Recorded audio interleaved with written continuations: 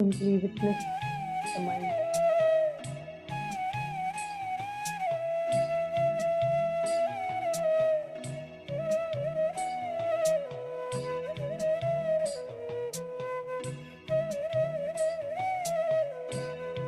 Do not engage with the thought. Do not create a thought. Do not try to prolongate a thought. Do not try to cut down a thought. Just witness. Witness what is happening inside you.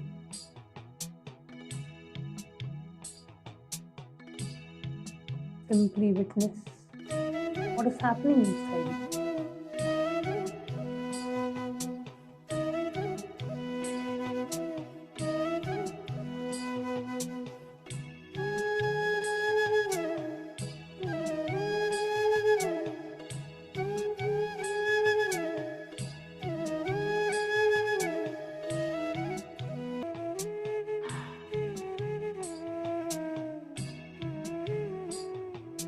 Continue to witness your thoughts.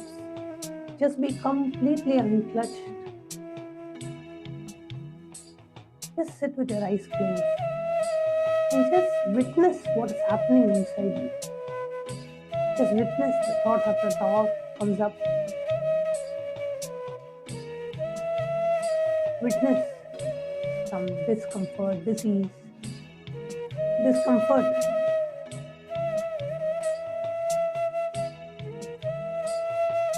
Completely witness what is happening inside.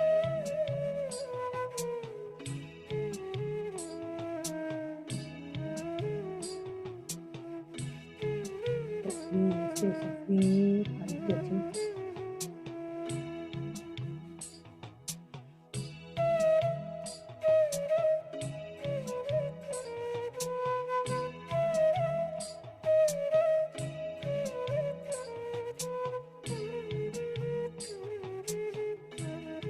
Now, focus your attention to the witnesser.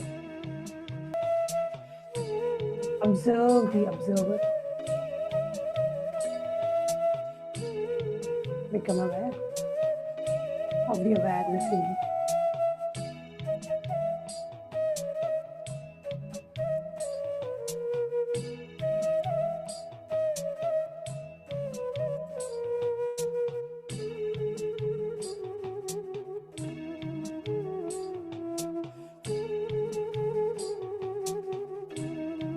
Focus your entire attention on the one who is witnessing your body, mind, and being. Bring your entire attention from outside to inside. Look at the one who is eternally in oneness with the whole cosmos.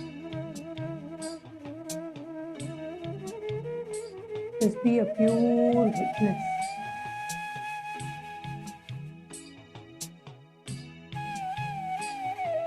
Bring your awareness to that witnessing consciousness in you and experience the witnesser. Witness.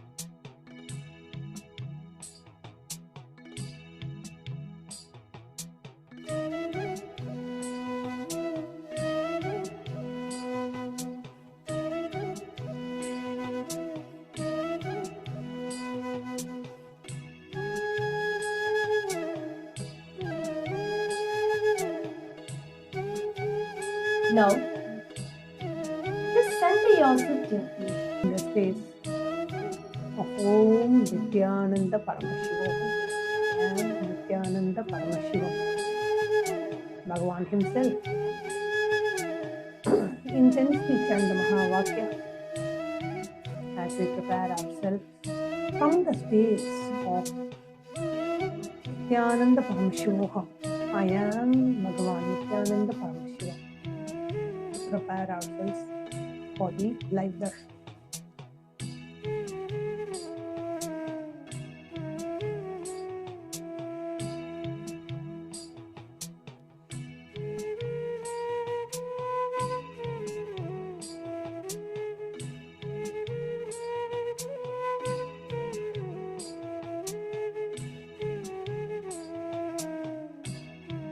this moment of time, just drop everything, all sorts of restlessness, moments of thoughts, inner chatter, anything, everything.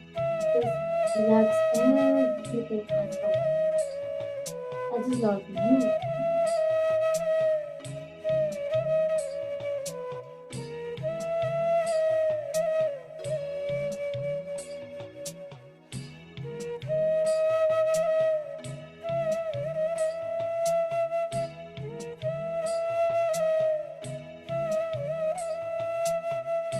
Intensely chant the Mahavakya internally inside you as you chant the Mahavakya as an ajapa japa. Visualize the Mahavakya rotating in your throat as you chant the Mahavakya internally inside you. Om Nityananda Paramashivam. Om Nityananda Paramashivam. Om Nityananda Paramashivam. Yes, let your whole being vibrate with the Mahavakya. With every single cell of your body, vibrate the name of Swamiji. Let the Mahavakya happen inside you as an ajapa japa internally. Just sit in the space of I am Bhagavan Nityananda Paramashi. Sit in a space of deep relaxation, utter gratitude, and absolutely fulfilled.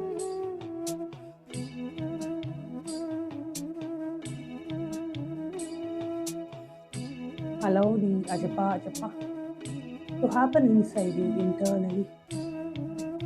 Om Nityananda Paramashivam. Om Nityananda Paramashivam. Om Nityananda Paramashivam. Allow the Mahavakya to happen as an ajapa japa. Uninterrupted chanting happening inside you. Visualize the Mahavakya rotating in your throat center, the Vishuddhi Chakra, as we prepare ourselves for the Darshan of the Supreme Pontiff of Hinduism.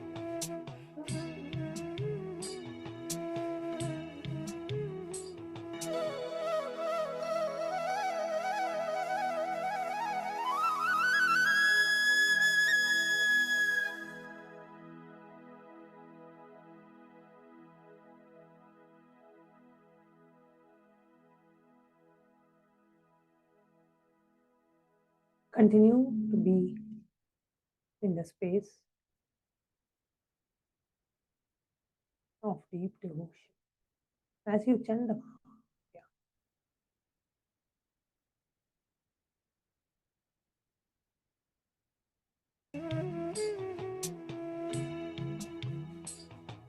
Let the ajapa japa happen inside you naturally as you are seated in the space of I am Nityananda.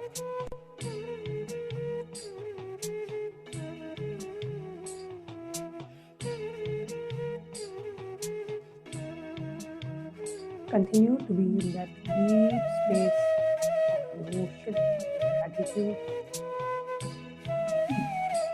and be seated as a pure witnessing consciousness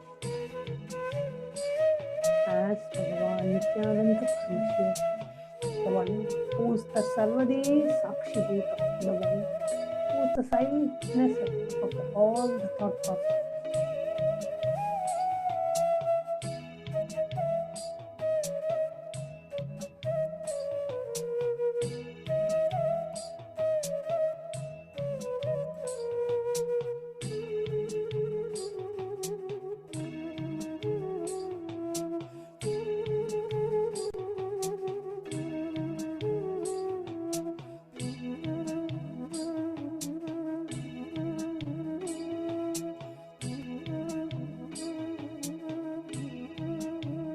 Just relax everything. Relax yourself in the space and observe the observer. Everything that you did until now is not true. There's something more to it. What is it that is me? Who am I? What is it that is made up of?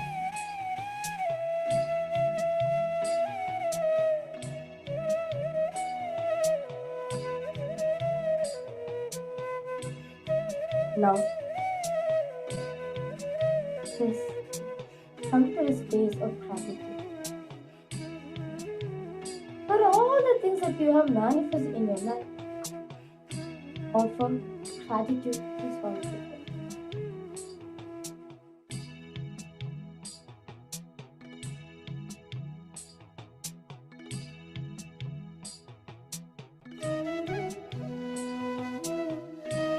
Inhale deeply, exhale slowly.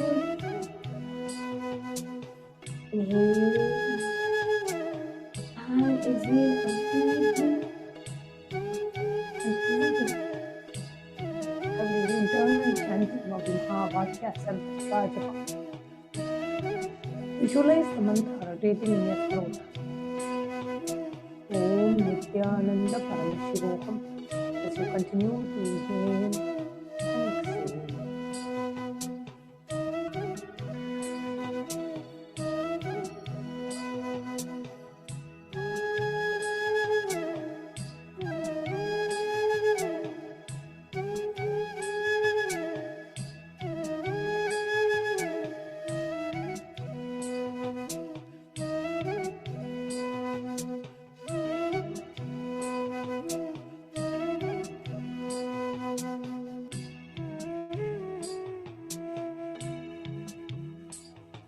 Observe, observe, observe everything at this moment.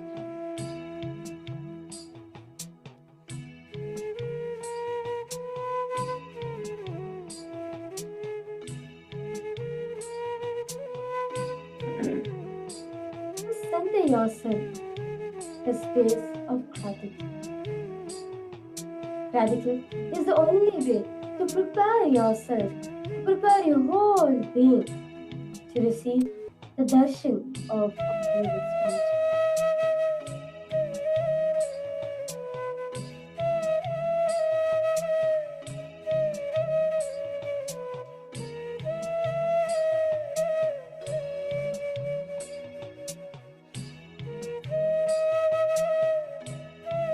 For everything, all the initiations, miracles, breakthroughs that you have experienced in your life, offer your gratitude to Swamiji.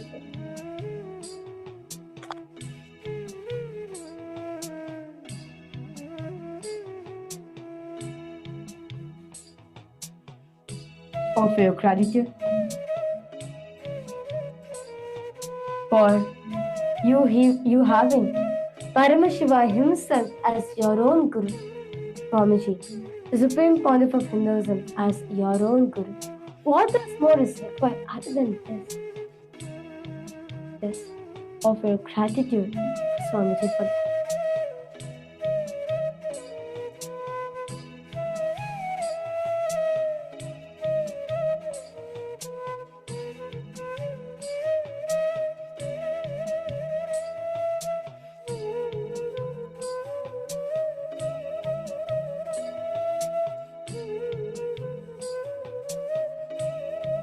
Gratitude to every single person whom you met that has led you to Swamiji.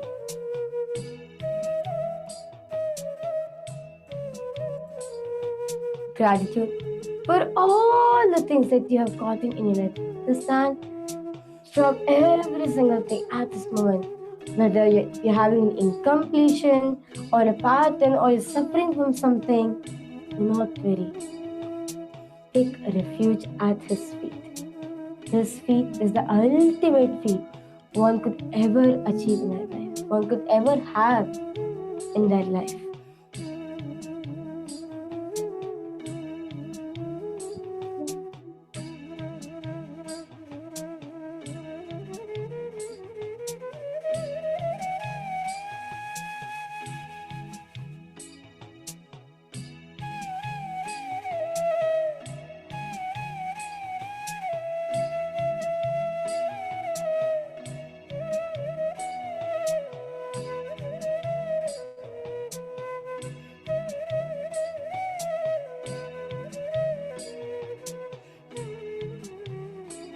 of your gratitude for all the best things that you have gotten in your life. Soak your whole being in the space of gratitude. Saying, thank you, Swamiji. Gratitude at a divine lotus feet.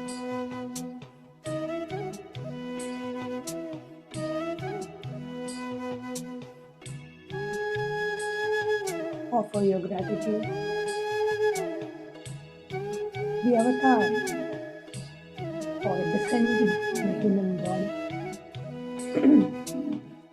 Coming down as your guru to liberate you.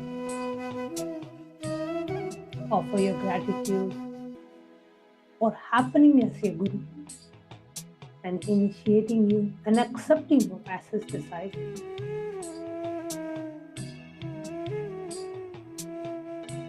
As Guru Gita very beautifully says, Guror Adi Anadischa Guroho Paramadaivatam Guroh Parataram Nasti Tasmai Shri Gurave Namaha.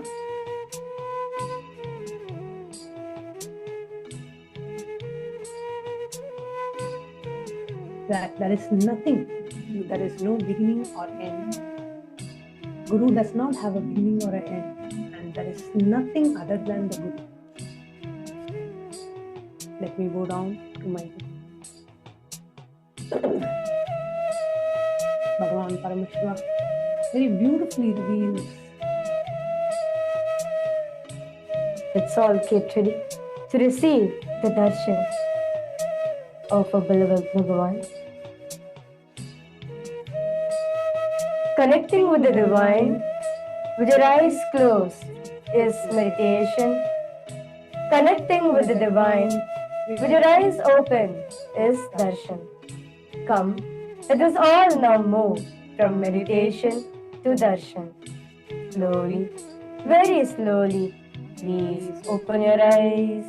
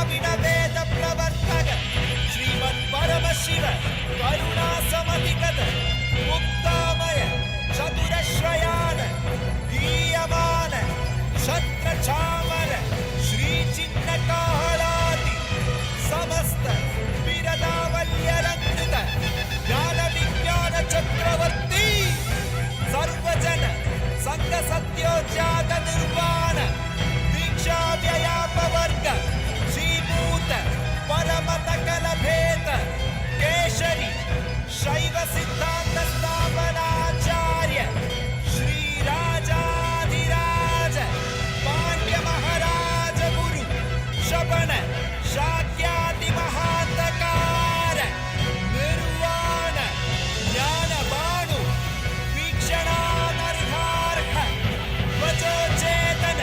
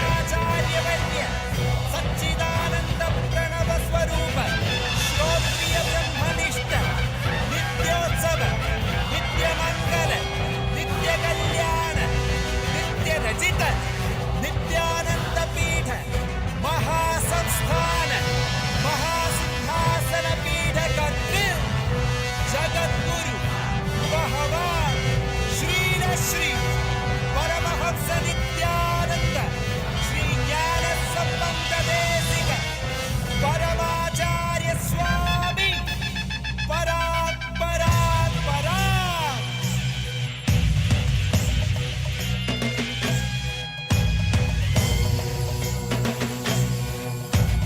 राजाधिराजाय प्रशक्यशालिने नमो वयं वै श्रवणाय कुर्महे रामे कामाय मह्यं कामेश्वरो वै श्रवणो ददातु कुबेराय वैश्रवणाय महाराजाय नमः। சிவன் சேவடி போற்றி நேயத்தே நின்றலி மலனடி போற்றி மாயப்பிறப்பருக்கும் மன்னனடி போற்றி சீரார் பெருந்துரையிலும் தேவனடி போற்றி ஆராதனையும் பருளும் மலை போற்றி ஈசனே சிந்தை கவர வந்த நேசனே நீ வருவாய் பூவோடு கனிகளை கொண்டு உன்னை பூஜித்தோம் அருள் தருவாய் கலி என்னும் கடலினில் மூழ்கிட்ட எம்மை நீ கரம் தந்து காத்திட்டு கருணை மலையை பொழிவாய். பொய்கையில் அலர்ந்திட்ட அலபத்மம் போல உன் திருவடியில் வாழ்ந்திட நித்தியனின் வாராய் அருணாச்சலனே நீ வாராய் அகண்ட ஜோதியனே வாராய்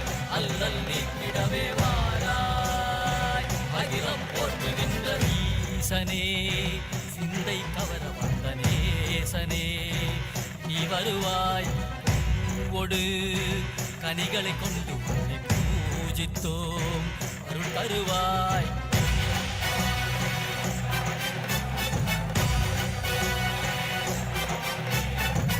Nithyananda, Kailasa welcomes you to the Guru Purnima Brahmotsavam. This majestic celebration is the sacred revival of cosmic consciousness, a living reawakening of the divine source from which all ancient cultures and civilizations arise. This Brahmotsavam celebrates the grandest historical revival of the Kailasa Paramparagata Adipita Sarvabhutebhyo, the Koladamata of the Karnataka kingdom, undertaken in history by the Supreme Pontiff of Hinduism, BHAGAVAN SRI NITHYANANDA PARAMASHIVAM. Predating the founding of the city of Bengaluru by thousands of years, the Adipita Sarvabhutebhyo, historically known as Bhairagi-bhavan, is one of the most ancient enlightenment ecosystems of southern India. This sacred seat flourished as a vibrant confluence of Shakta, Shaiva, and Bhairagi traditions, where the Mysore Maharajas, the royal custodians of Karnataka, were ceremonially initiated by the pontiffs of Kolodamata. Over the centuries, this kingdom endured brutal persecution, particularly during the Anglo-Mysore Wars under Hyder Ali and Tipu Sultan, where temples were destroyed and sacred lands violated. Following the political dilution of 1947, the forced accession of Mysuru marked the de facto dissolution of the sovereignty of this spiritual kingdom. Yet its eternal spiritual content and current could never be extinguished. As early as 2001, the legendary guardians of the Pita, Sri Shantivira Mahaswami and Tiruchi Swami, recognized the Supreme Pontiff of Hinduism as the living embodiment of Paramashiva and formally coronated him as a rightful successor. Under his divine leadership, the kingdom has been magnificently revived. The Supreme Pontiff of Hinduism has not only established its temples and the sacred science of deity making pioneered by Tiruchi Swami, but also has launched massive humanitarian initiatives, including the global Annadhanam, the disaster relief, and the protection of indigenous tribal traditions and the spiritual empowerment of women. This kingdom stands today as a unique spiritual melting pot where Veerashaivism and Shaiva Siddhanta enrich one and all. Today, in Kailasa's Utsava Mandapams, the deities of the Supreme Pontiff of Hinduism, Bhagavan Sri Nithyananda Paramashhivam, grace in the Alankara as the Veenadhara Dakshinamurti, embody deep stillness intuitive intelligence, and blissful resonance of inner awakening. We also worship today the Guru Mandala of the Koladamata. Let us now offer puja, where we mirror the neurological activity of the higher vertical time zones. Today, let us gain access, offer our deepest gratitude, and worship the sacred Guru Parampara of KAILASA Paramparagata Adipita Sarvajñapita and the rightful inheritor of this spiritual kingdom, Supreme Pontiff of Hinduism, Bhagavan Sri Nithyananda Paramashivamam, and his deities in Kailasa's temples around the world.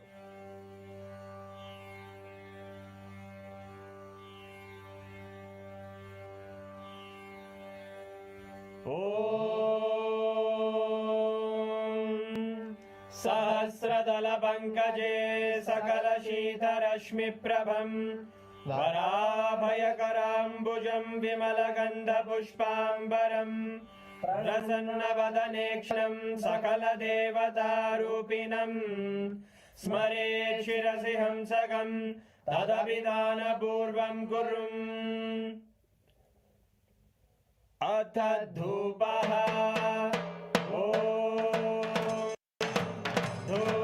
धूर्वधूर्वन्तं धूर्वदयोस्मान् धूर्वदितं धूर्वयं वयं पूर्वामस्त्वं देवानामसि संस्थितमं वप्रतमं जुष्टतमं मन्यतमं देवहूतममृतमसि हविर्दानं त्रिगुंहस्वमाह्वाः विद्यस्य त्वा चक्षुषा प्रेक्ष्येर्मापेर्मा संविक्तमात्वाहिगं शिशुं श्रीसर्वदेवदेवी स्वरूपाय भगवते श्री नित्यानंद परमशिवाय नमः। धूपमाग्रापयामि अथ दीपः ॐ उद्दीप्य स्वजातवेदो भग्निं निरवृतिं मम पशुभुजमग्यमापः जीवनं च दिशो दिशा मानोहिकं श्रीर्जातवेदो रामश्वं पुरुषं जगत् अभिद्रदग्नागहि श्रिया मा परिपादया श्री सर्वदेवदेवी स्वरूपाय भगवते श्री नित्यानंद परमशिवाय नमः। दीपं सन्दर्शयामि अथ नैवेद्यम् ॐ मधुवादारतयते मधुक्षं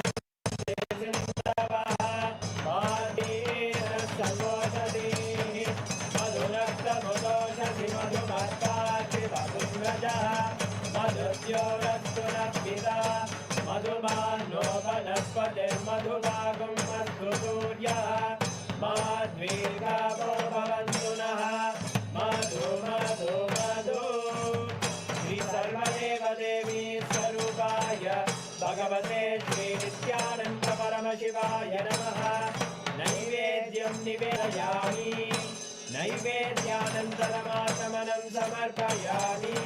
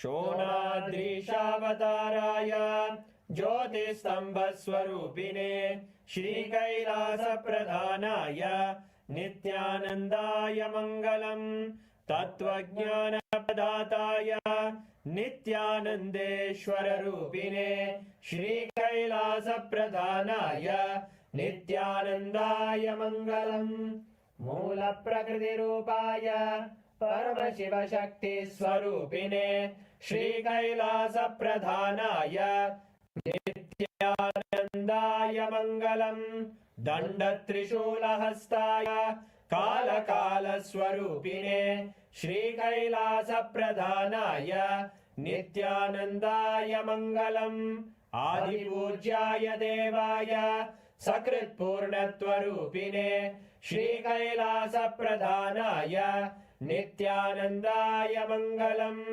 सर्वाभयनाशकाय शत्रुसंहाररूपिणे श्रीकैलासप्रधानाय नित्यानन्दाय मङ्गलम् योगपट्टाभिषिक्ताय राजसन्न्यासधारिणे श्रीकैलासप्रधानाय नित्यानन्दाय मङ्गलम् सार्वभौमैकपत्याय राजराजार्चिताय च श्रीकैलासप्रधानाय नित्यानन्दाय मङ्गलम् मङ्गलम् कल्पवृक्षाय मङ्गलम् ज्ञानदायिने परमशिवाय श्रीनित्यानन्देश्वराय मङ्गलम् मङ्गलम् श्रीविद्याम्बायै मङ्गलम् कामदायिन्यै सर्वमङ्गलदात्रे नित्यानन्देश्वर्यै मङ्गलम् मङ्गलम् गुरुदेवाय मोक्षमूलाय मङ्गलम् परमावताराय नित्यानन्दाय गुरवे मङ्गलम् हरि ओम् तत्सत् सर्वं भगवत् श्रीनित्यानन्द परमशिव पादुकार्पणमस्तु ॐ नित्यानन्दम्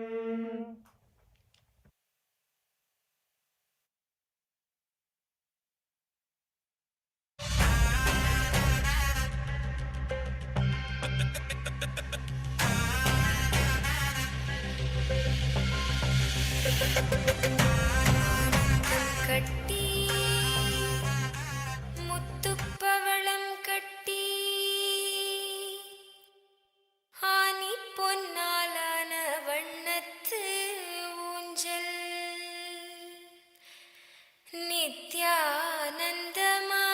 நித்யானந்தமாயாடிடையா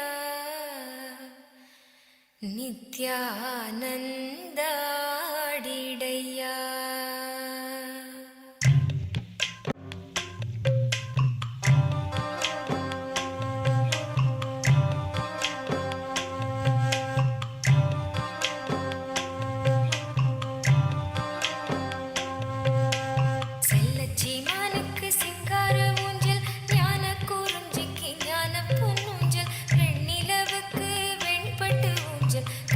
மணி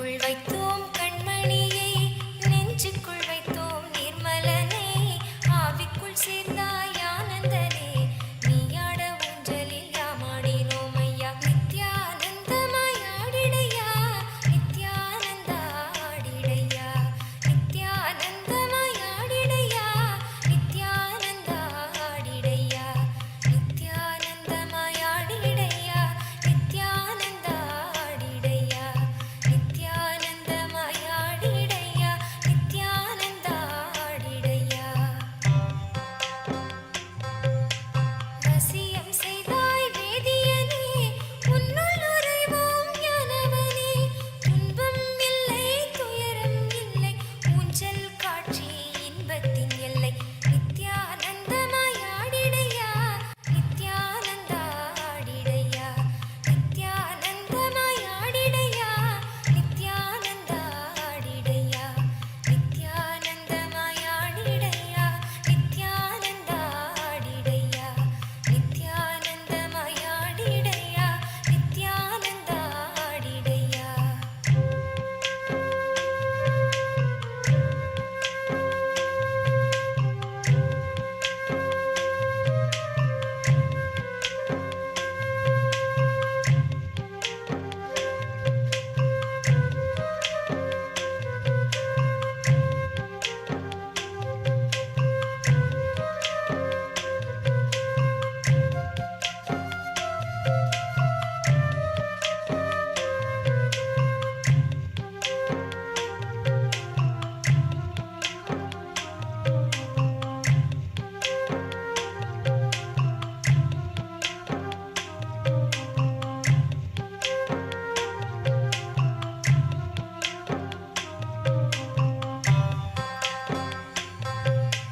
வாராத செல்வம் வந்தது போல், வானத்து ஒளிகள் சேர்ந்தது போல், ஊனக்கண்ணுக்கு உருவம் தெரியுது, உற்சாகமாய் நீ ஆடும் கால். நித்யானந்தமாய் ஆடிடையா, Nithyananda ஆடிடையா, நித்யானந்தமாய் ஆடிடையா, Nithyananda ஆடிடையா, நித்யானந்தமாய் ஆடிடையா, Nithyananda ஆடிடையா, நித்யானந்தமாய் ஆடிடையா, Nithyananda ஆடிடையா.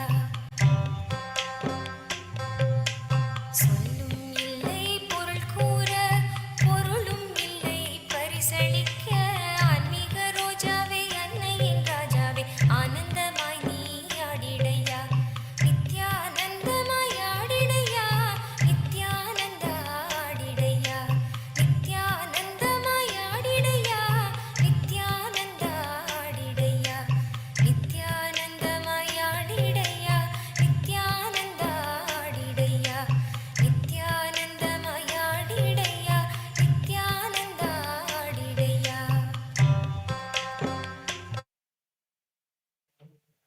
Nityanandam, everybody. We welcome each and every one of you for today's Darshan.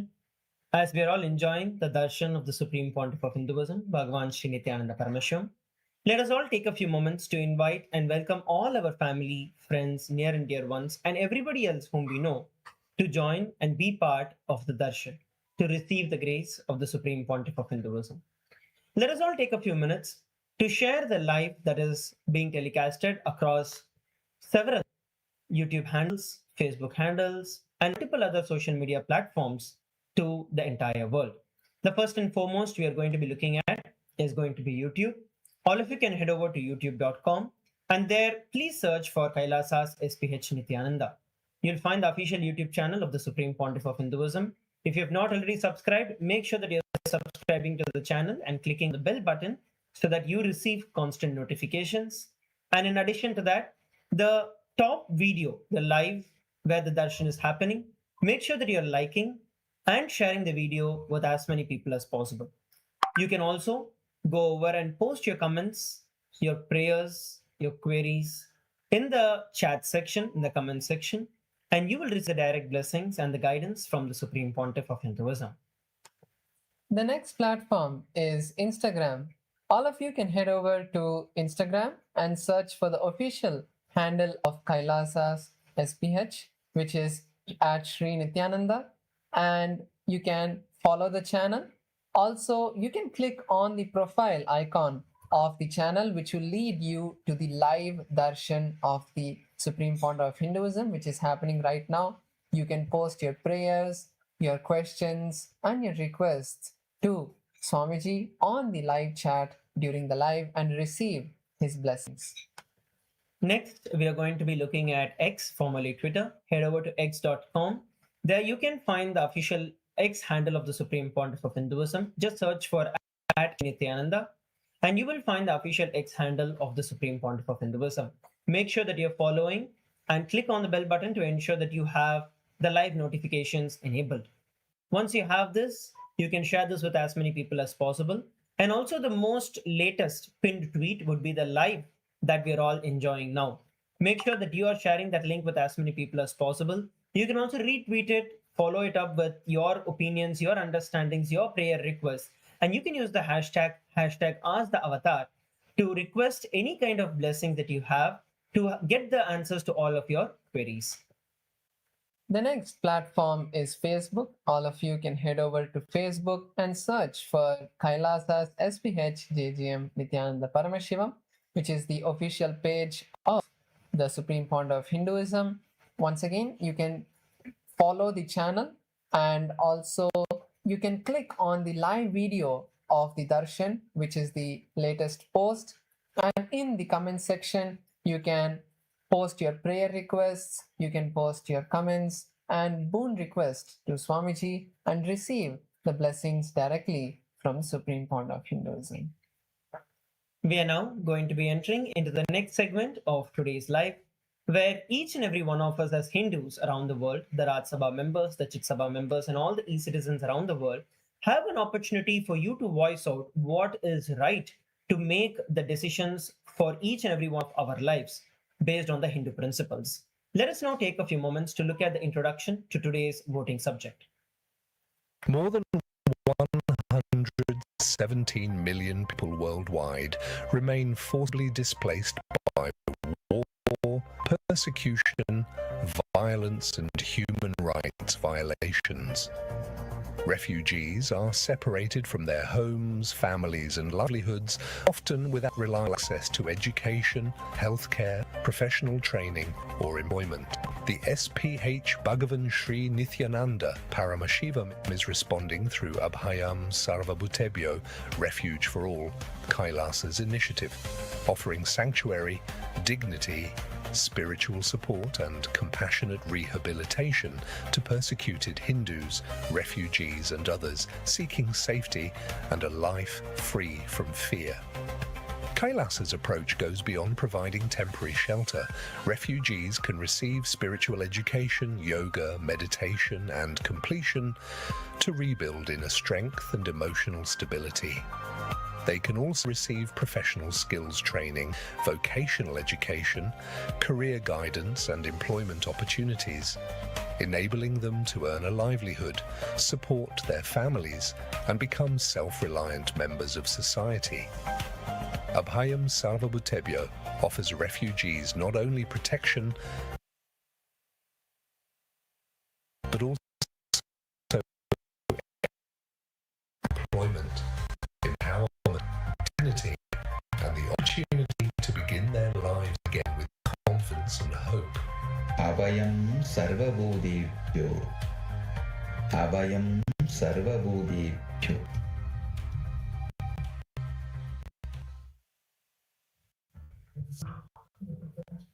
Let us now enter into the voting segment today. Today, we're looking at the subject.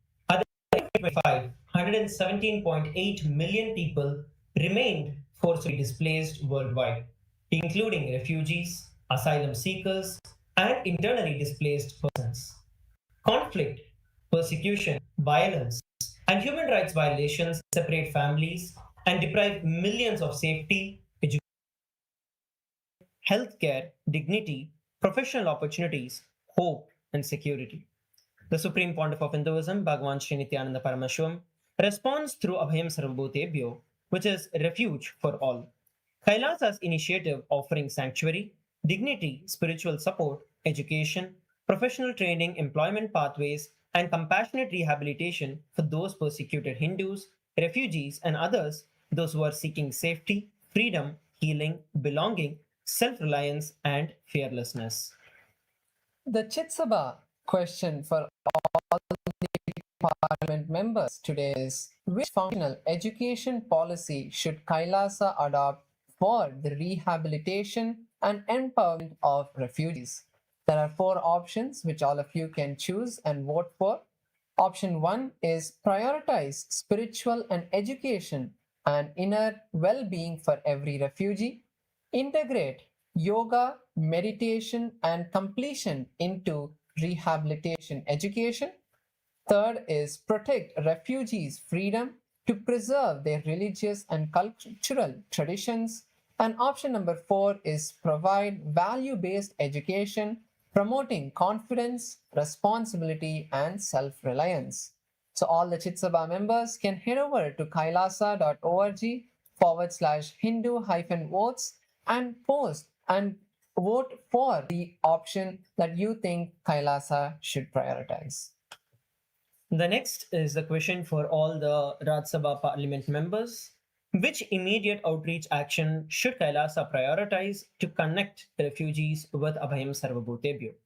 Point number 1, reach refugee communities and support groups through targeted social media outreach. Option number 2 is approach countries facing difficulty accommodating large refugee populations. Option number 3 is appoint regional coordinators to identify refugees and guide eligible applicants. And option number 4 is launch multilingual digital campaigns explaining Kailasa's refugee application process. So out of these 4 different options that are there, all the parliamentary members can choose which you feel is the most important. All of you can once again head over to kailasa.org/Hindu-votes and cast your vote there. Once again, all the e-citizens around the world, all the Hindu diaspora around the entire world can also use this opportunity. You can use the hashtag Hindu-votes and cast your vote on today's subject. With that, we'd like to thank each and every one of you for joining in for today's Darshan. Let us all continue to receive and enjoy the Darshan of the Supreme Pontiff of Hinduism. Thank you, Nithyananda. பாரத செல்வம் வந்தது போல் வானத்து ஒளிகள் சேர்ந்தது போல் உனக்கண்ணுக்கு உருவம் தெரியுது உற்சாகமாய் நீ ஆடும் கால் நித்யானந்தமாய் ஆடிடையா Nithyananda ஆடிடையா நித்யானந்தமாய் ஆடிடையா Nithyananda ஆடிடையா நித்யானந்தமாய் ஆடிடையா Nithyananda ஆடிடையா நித்யானந்தமாய் ஆடிடையா Nithyananda ஆடிடையா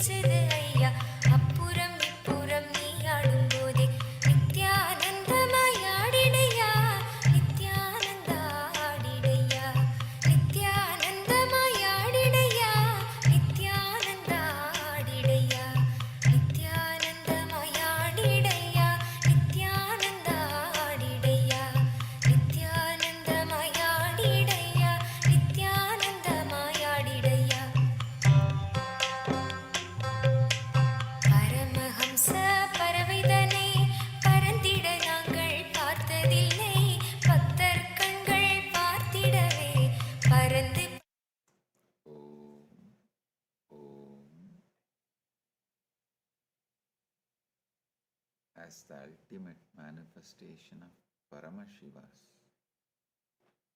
Vrishabharudha Murti, Vrishabhantika Murti, Abattuttarana Murti, Lagulishwara Murti.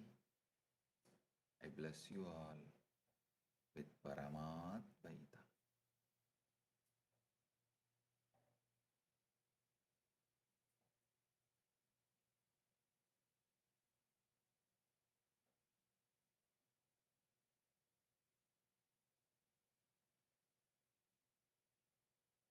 All the Paramashiva Sena program participants from Kailasa Tiruvannamalai and Kailasa Guinea-Bissau, Chit Sabha members, Rajya Sabha members, Kailasa-vasis, and all the citizens, viewers, visitors who are joining with us through the internet and internet. I welcome each and every one of you with my love and blessings. Volunteers in Kailasa Guinea-Bissau, Ma Vani Koyal, Ma Jnanapriya, Guru Charana, Peshiting, Zanging, Looping, Korini, and Ma Tatata Shakti. Volunteers in Kailasa Tiruvannamalai, Pratap, Shivarudra Bhairava, and Vignesh. Blessings for every one of you.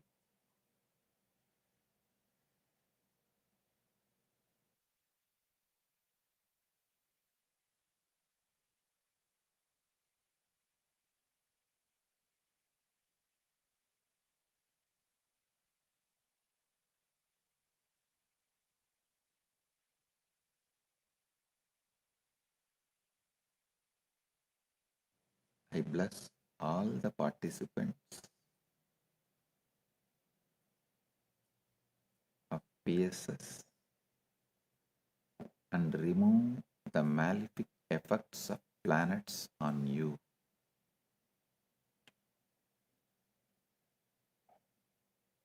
I am unlocking your brain's ultimate potential and initiate your brain to act as the mirror for the macrocosm.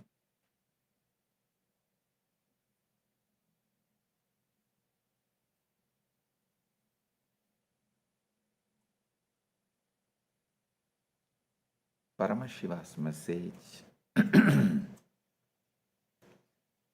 directly from Mahakailasa. Shivatva, Ishwaratva, Jivatva. Understand these three words fully. Just by understanding, you will achieve Paramashiva.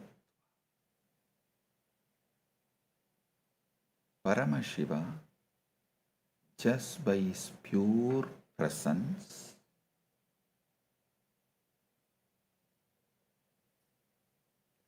without directly getting involved, just by his pure presence, when all the conjugas function, neither he is involved nor he is bound, but by his pure presence, all the conjugas function. It is Shivatva. When he manifests and plays within the realm of conjugas without losing his sovereignty, being the Lord, it is Ishwaratva. Those beings who enter into the conjugas and forget their Ishwaratva or Shivatva is Jiva. Listen. Each universe has its own conjugas. Each universe has its own set of conjugas. Conjugas are not just five. This universe has five conjugas. Kala, Kala, Niyati, Raha, Vidya. Yesterday I explained. Kala means you feel your life is limited. Actually, your ability to play with the same memory is limited, but life is not limited.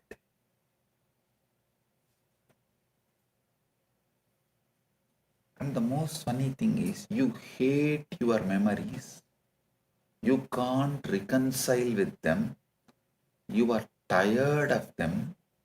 You want to retire from them, but still, the natural reset mechanism Paramashiva has provided, you call that as a death instead of rebirth.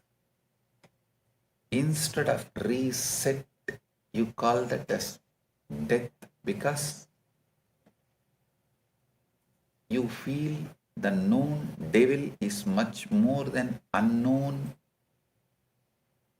angel. That's the most funny thing.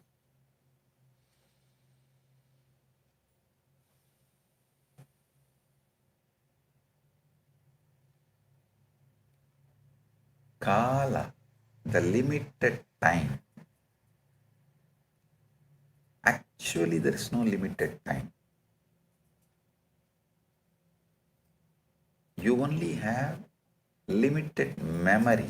And I tell you, if you just learn the science of consciously deleting your memories and rewriting as you want, you will have eternal Kala.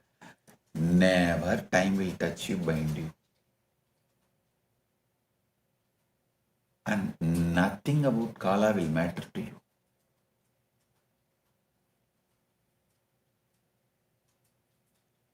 Kala,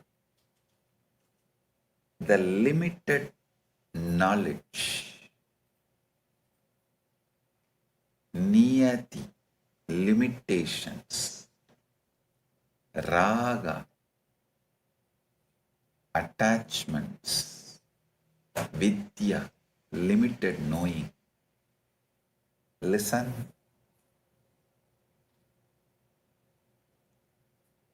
This universe has these five conjugas, but all other universes have their own conjugas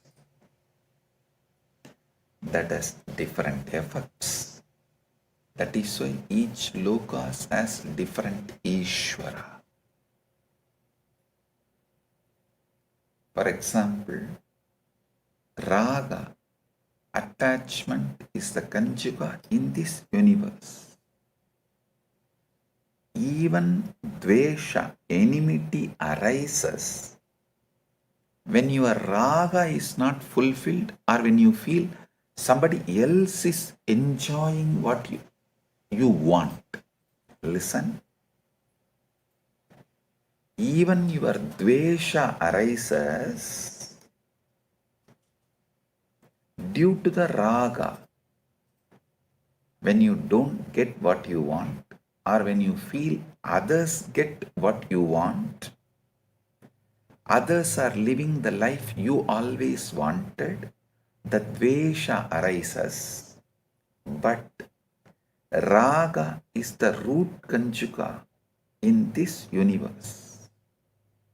But if you go to Asura lokas, the lokas where the Asuras live, demons live, Rakshasas live, Dvesha is the Kanjuga, not Raga.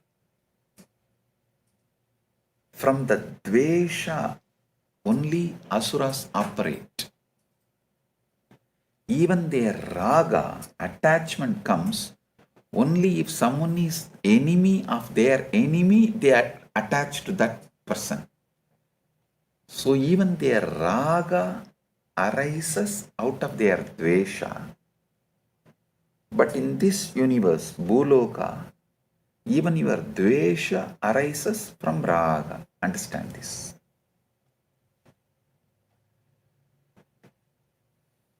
That is why understanding about Kanjuga is very important.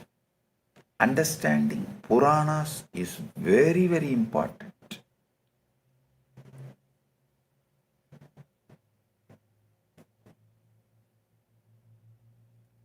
Asuras, even their raga, friendship, love is based on my enemy's enemy is my friend. They don't have any other relationships or attachments. Their niyati, their conjugas are different. Listen, Ravana, he knows very well he cannot enjoy Sita because he has a curse. If he touches any woman without consent, his head will burst and he will die. So, then why he kidnapped Sita? He just want to take revenge on Rama for Lakshmana cutting the nose of Surpanaka. He wants to take revenge. And one more thing you should know, it's not that he has a very sisterly relationship with Surpanaka. No. He killed Surpanaka's beloved husband. That's a separate story. And he keeps Surpanaka with him not because he loves him,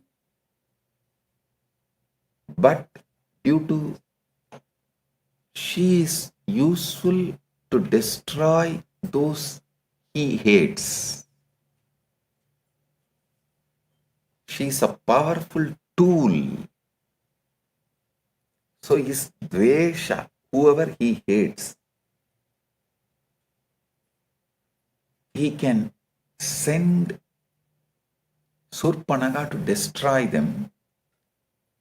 So only for his dvesha, from his dvesha, even his love for Surpanaka raises. And she really wants to take revenge on Ravana for killing her beloved husband. She was actually in love with the guy. And this Ravana killed that fellow, killed him. Due to some dvesha, she is also, her relationship with Ravana is not love. Be very clear, it is not that she really loved Ravana and she wanted Sita to be with Ravana, that Ravana should enjoy Sita. No, there is no raga as the foundation of the relationship between either Surpanaka to Ravana or Ravana to Surpanaka. It was dvesha kanchuga.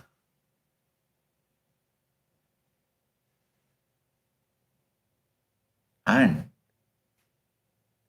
that is why she tries to tell all kinds of fantasy stories. Of course, no doubt, Mata Sita is an absolute extraordinary divine beauty. But she portrayed in such a way, she gave hope to Ravana. Ravana can convince Sita to become his queen or beloved. See, where Surpanaka played the game is not when she described the divine beauty of Sita. the divine beauty of Sita, Surpanaka's description is actually less. But Surpanaka played the game by lying to Ravana that you can easily convince Sita because she is caught living in the forest due to Rama's exile. And it is not that she is willingly living with Rama, enjoying Rama in her life. So that lie, that twist, Surpanaka did it to create the greed in Ravana that Ravana can convince Sita by showing the Lanka and that wealth, all that glories he has. And Sita may become his queen. That twist was done not by Raga, Dvesha, Kanchuka. So that demons, lokas, Kanchukas are different. Understand?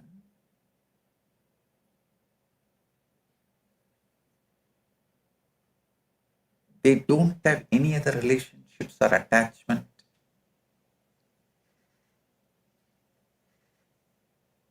Other than Dvesha centric.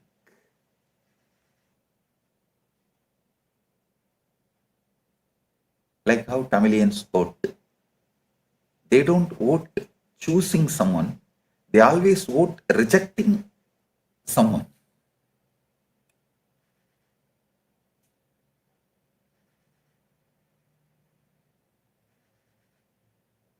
Listen,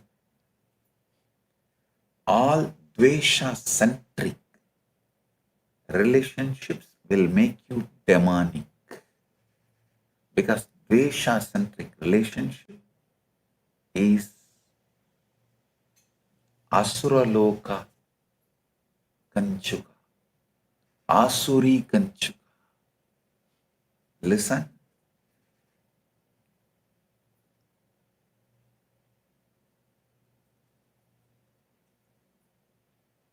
Build relationship with someone whom you really like. Raga Kanchuka, at least you will be human. Dvesha Kanchuka, you will be demon. So listen, same way the different niyatis. You should also know Paramashiva is the substance out of which both Kanchukas and Ishvara is made. You need to know that. He is the substance with which Kanchuka and Ishvara both are made. Both manifest on Paramashiva through his Divya Shakti, his Paramashakti. But even though the Kanchukas and Ishvara both manifest out of same Paramashiva's Shakti,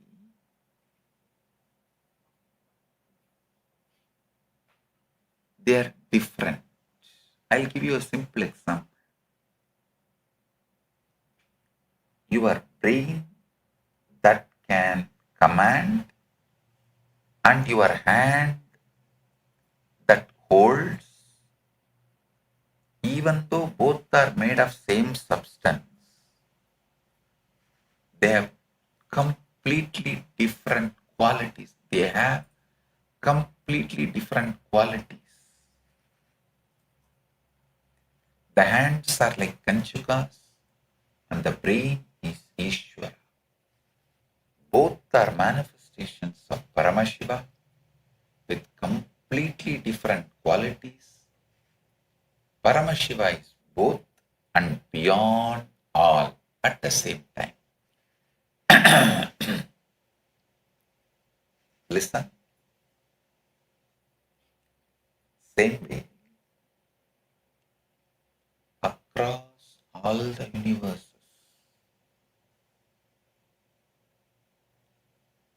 Paramashiva manifests as different Kanchukas and Ishvara both. And he remains absolutely untouched and unbound by all of this. And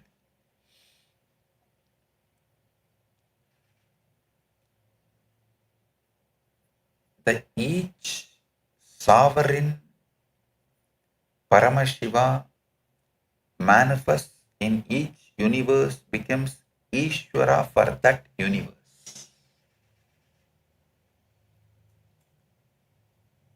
Understand that.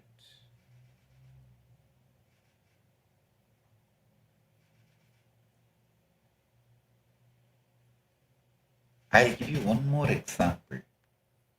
See, this Tripurasuras, they know this whole secret of this Kanjukas and how the universes work and how the Ishwaras function. That is why they take a boon. See, all their three universes are having complete different niyati, different Ishwara. But they should be killed only if all three are aligned together, which can never happen because the niyati of all the three universes is different. So what to do? The Ishvara for all the three universes is different. Even though Paramashiva himself, it is Paramashiva's three different reflections. Like if you have 10 parts, sun reflects, sun is same like Paramashiva, but his reflection on the three parts is different. The 10 parts is different. The 10 different reflections. If you break one part, only the reflection in that part will melt down, but the reflections in the other parts will be there. So if you put your hand and make waves in the water, only the Ishvara in that part, reflection in that part will get affected, not the reflections in the other part. If you add color to that water in one part, only that reflection will have a different color, not the other reflections.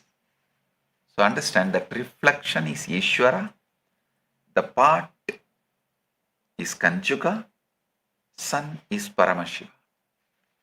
So now these Tripurasuras, they know this whole science. The bad news is Tripurasuras are well versed in the philosophy. Good news is they were trying to play with Paramashiva. They asked the boon only when all their three universes, which is completely, totally different Kanchuka, different Ishvara, everything is different. Only when that three universes align under one niyati, they can be destroyed. Now it is impossible because Paramashiva does not get involved with anything. Only Ishwaras get involved. But each Ishvara has limitation of only operating in their worlds, their sovereignty, their universe. One Ishvara can be Ishvara only for his universe. He can't interfere with other universe. So now what to do?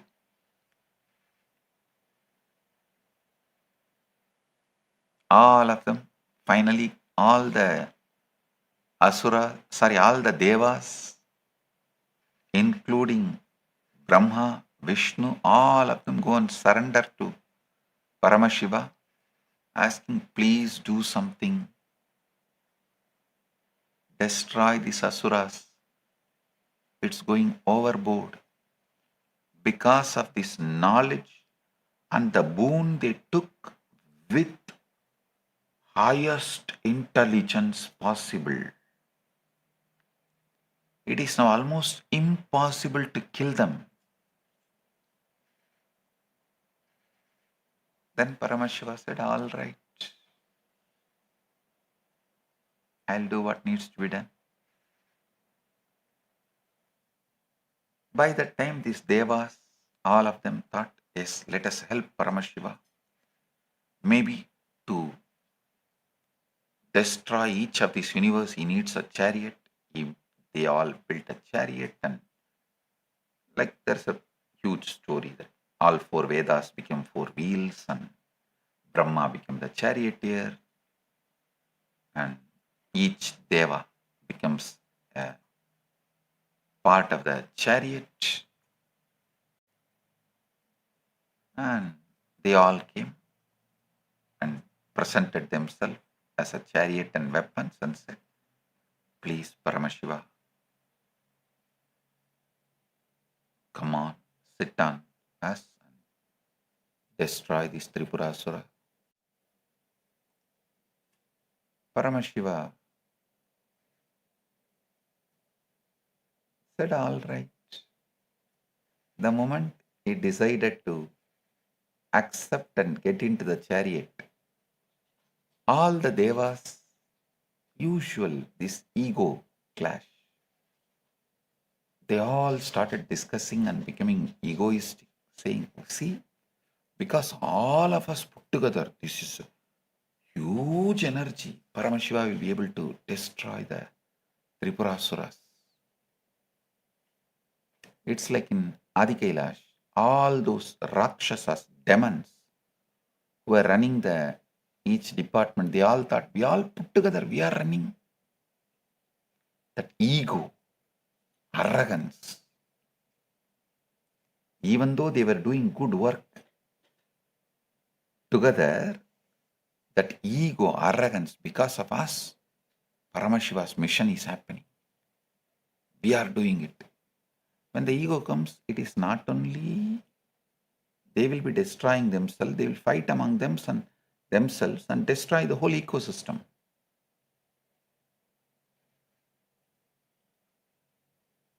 So Paramashiva just smiled.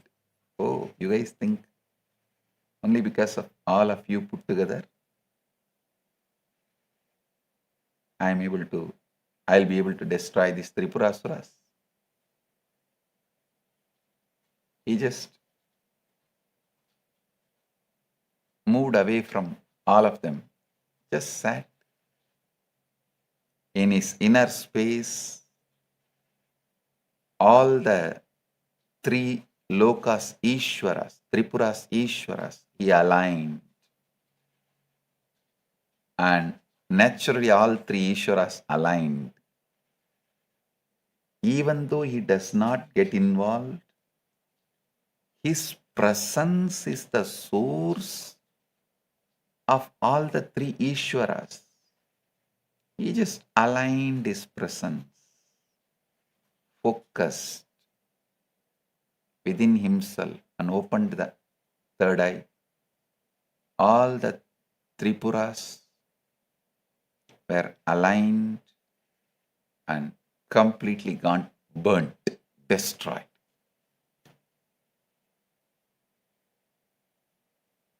Not only the Tripurasuras are destroyed, even the Devatas, gods and goddesses, they were all shaken. Because he did it without any of them. I just dumped that whole gang, the Adi Kailash gang, and built the Kailasa, manifested Kailasa.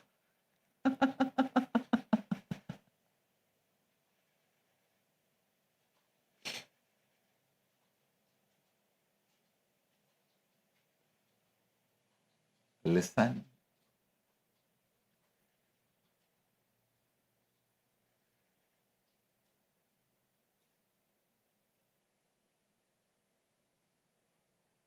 understand this truth about Paramashiva, Ishwaratva, and Jivatva.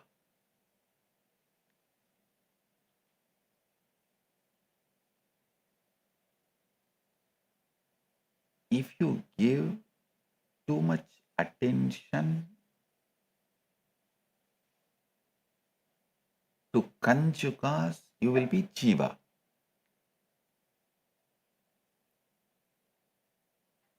If you give all your attention to your source consciousness, which is beyond all Kanchukas, you will be Ishvara.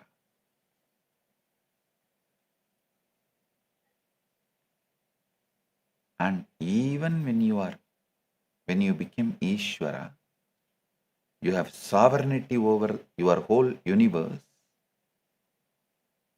If you continue to be focused on the source, you will become Paramashiva.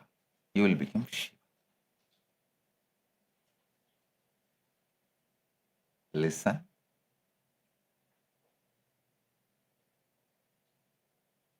Across all universes, Paramashiva manifests as Kanchukas and Ishvara both. But he remains absolutely untouched and unbound by all of this. If you give all your attention to Kanchukas, like, oh, I have limited time. If you make the decisions based on I have limited time, I have limited knowledge, I have limitations, niyatis, and I have limited knowing, and all these Kanchukas, if you are always focused on that, you will be Jiva. If you turn your attention to your being, which is beyond all these Kanchukas, core consciousness, observing the observer, witnessing the witness, you will see you are Ishvara, not Jiva. From your sovereignty, you manifest all these Kanchukas and play the life and do what you want as you want. And when you know that you have the sovereignty over your life, everything, even after that you continue to remain focused on the source, you become Shiva, Paramashiva.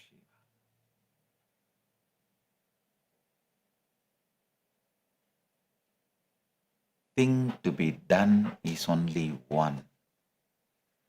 Focus on the source. Not only you will manifest anything you want, you will have the sovereignty over the whole universe, and ultimately you will be Paramashiva, who is source of everything and who is everything.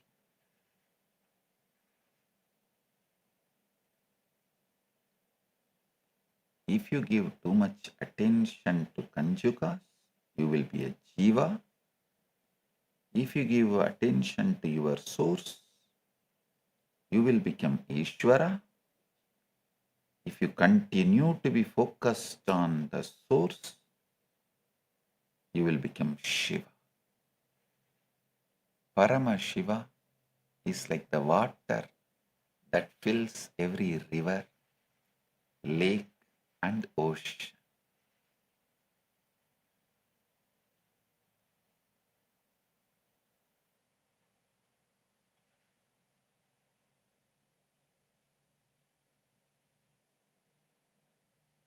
Paramashiva is like that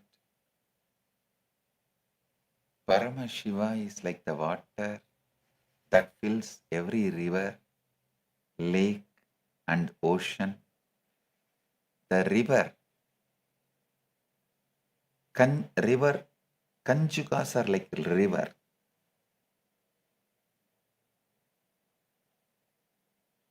The Kanjukas run in particular path shaped by the terrain and reach the ocean. The ocean, Ishvara, holds all rivers, yet remains a distinct entity. Understand? Paramashiva is like the water that fills every river, lake, ocean, everything. River is Kanjukas that run in particular path shaped by the terrain, means that Niyati. Ishvara is like a ocean, holds all rivers, yet remains a distinct entity. When you are a jiva, you are simply a ripple on a specific river, unaware of ocean. When you are an Ishvara, you are the ripple that knows it belongs to ocean, and it is ocean. When you are Shiva, you are not a ripple nor a river, you are the boundless water itself, untouched by any particular course. By constantly turning your awareness back to the source, you keep your river from becoming mere trickle of the world. And you remember that your true nature is endless, unchanging water that flows beneath every surface.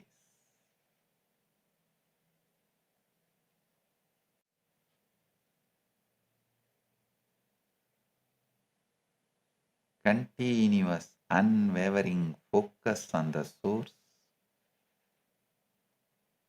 beyond the temporary identification with any particular Kanjuka transports the individual being into Shivatva.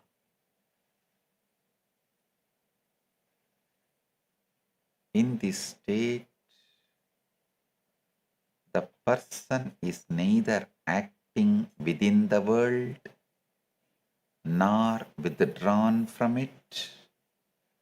The individual is the ground that makes both possibilities possible.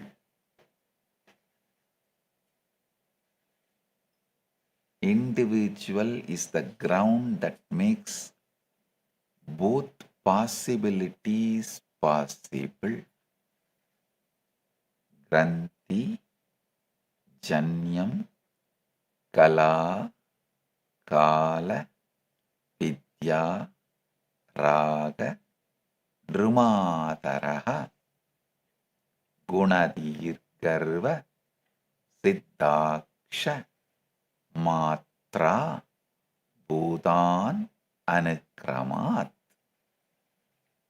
Kala, Kala, Niyati, Raga, Purusha, Prakriti, Guna, Buddhi, Ahankara, Chitta, Manas.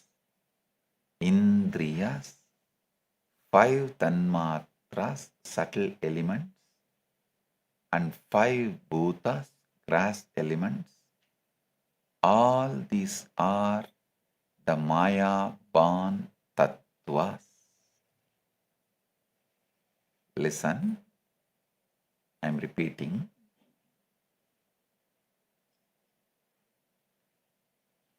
Granthi, Janyam, Kala, Kala, Vidya, Raga, Nrumataraha, Guna Dirgarva, Chittaksha, Matra, Bhudan, Yanukramat.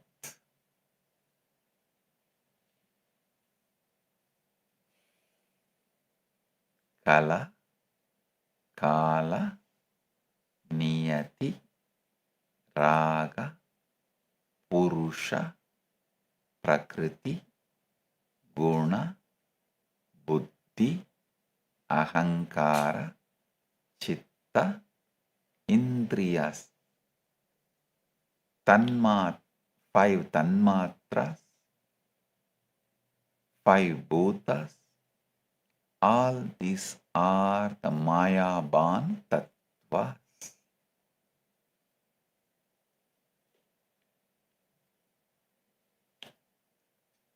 These are evolved from the Maya in two orders, the primary order and the secondary order.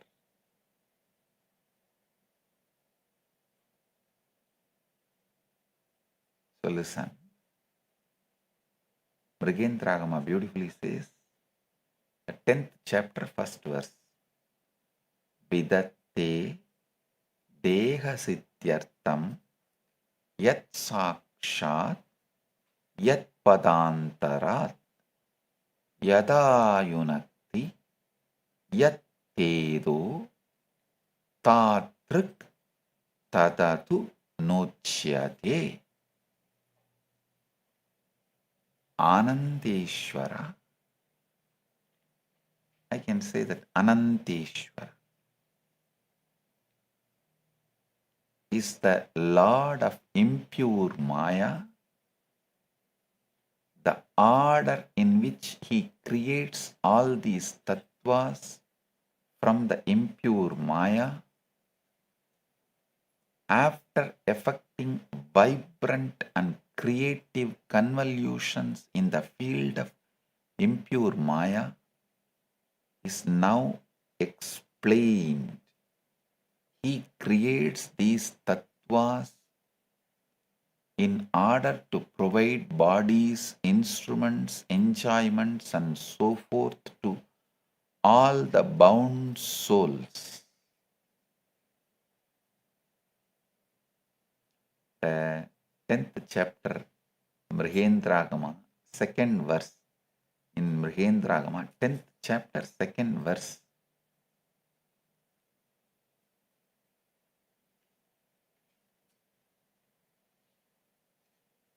So listen, actually,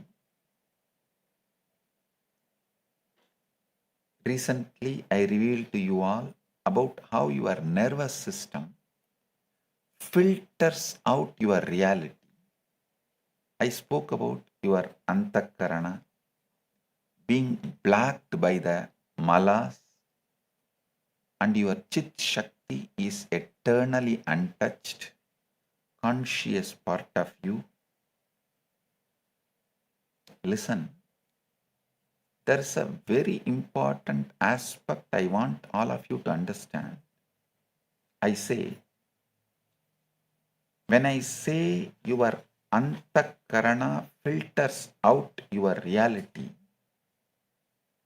your nervous system selectively chooses a reality that you experience. You need to know what determines the filtering of the reality. How does your nervous system decide what to filter and what to process? The answer to it is your self-image, built by your belief system.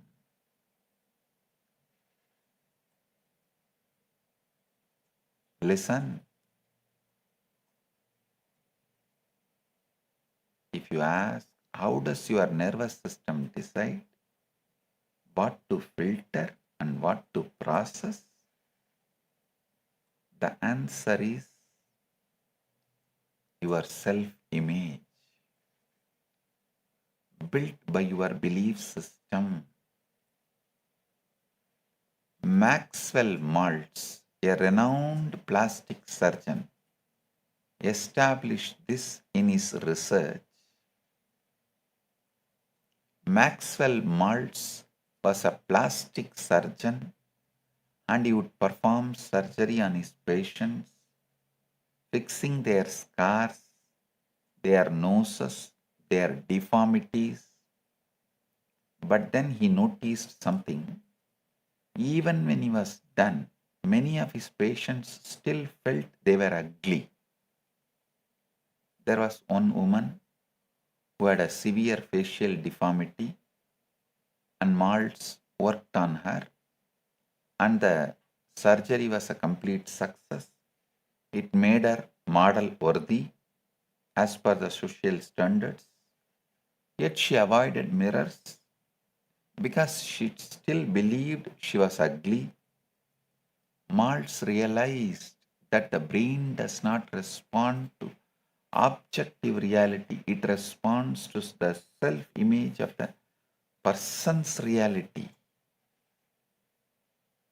Listen, you are not responding to the reality, you are responding to your self-image, your belief system that is projecting the reality. The Agamas call this is Purusha Tattva. Purusha Tattva is the Jiva, the soul identified with the 5 malas or the coverings that I revealed previously. Kala, Kala, Niyati, Raga, Vidya means Kala, limited time, idea. Kala, limited knowledge, idea. Niyati, limited causality. Raga, attachment. Vidya, limited knowing. When the Jiva identifies with these 5 coverings, it becomes a Purusha, limited, transmigrating soul, capable of experiencing the cosmos only as the limited individual. This is your self-image. A small story. Young Richie, the daughter of Peter Pepper, is watching her mother, Becky, as she tries on her new fur coat and taking selfies to flaunt her expensive fur coat on the Instagram. She says in disgust, "Mom, do you realize how much a poor dumb animal had to suffer just so you could have that fur coat?" says Richie, with all her concern. "Richie," snaps Becky angrily, "how dare you talk about your father like that?" The daughter is talking from the different universe. The mother is understanding and responding from different universe. Because the self-image is different, reactions are different. Same words meant completely different things to 2 different people. Why? Because of their antakarana, their inner instrument. Their inner instrument was filtering the same reality differently. Your self-image determines that you see in everyone and everything. If you see yourself as a victim victim, you see victims everywhere. If you see yourself as powerful, you see power everywhere.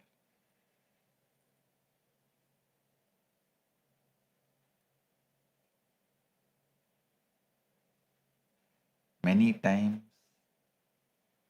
if your achievements exceed your self-image, you will unconsciously engage in self-destructive behavior.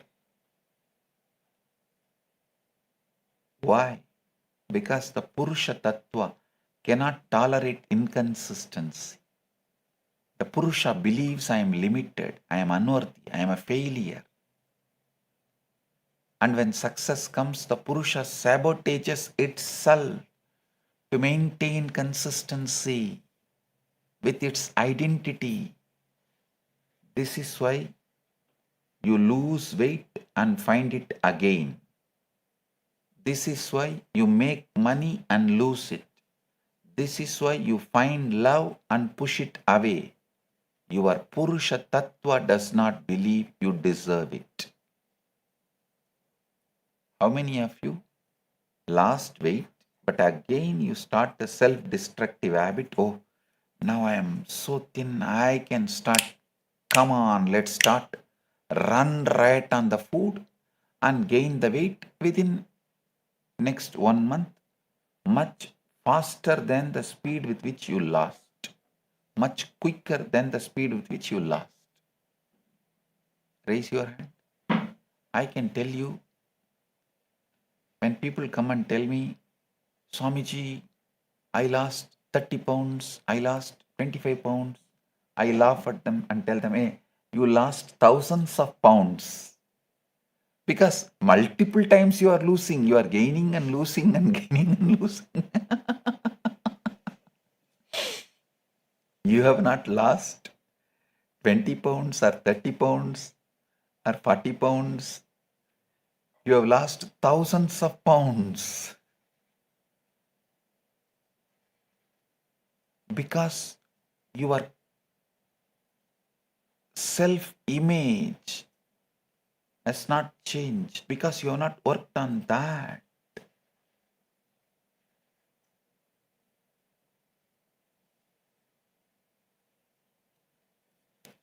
Whether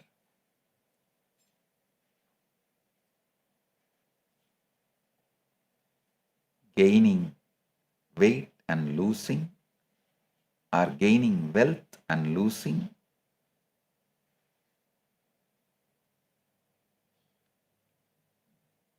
this whole thing, finding love and pushing it away, all that is because you have not worked on the Purusha Tattva. I tell you, work on the Purusha Tattva, self-image. That is what that Bhava, assuming what you want is achieved, works on the Purusha Tattva, your being. Then simply you manifest what you want and you retain it, you enjoy it. Listen. Only if you work on the being, the habits you want to drop will be dropped. Self-sabotaging will be stopped. And the right things need to be done will manifest through you. So the priority should be working on being.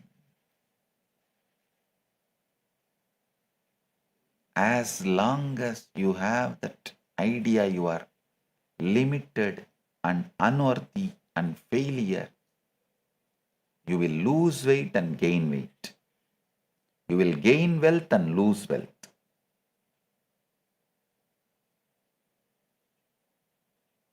You will find love and push it away.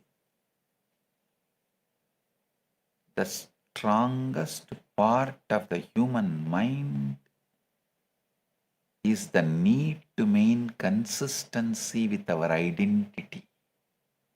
That is why people struggle with self-image. that loops them with the same reality they are stuck with. Scientists have concluded that 98% of your brain activity is unconscious, not 80, not 70, not 90, 98% of your brain activity is unconscious.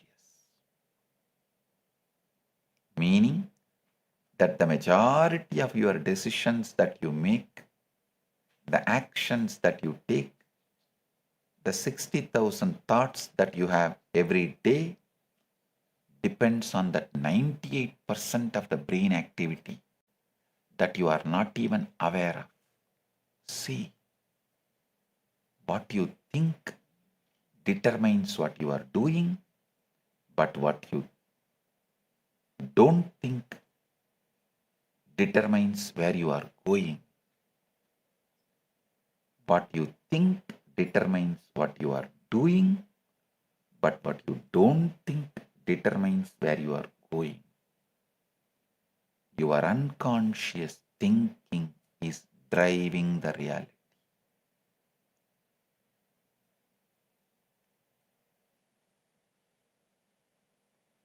You can retrain your nervous system is the good news I have. Just by reprogramming your beliefs is the great news I have.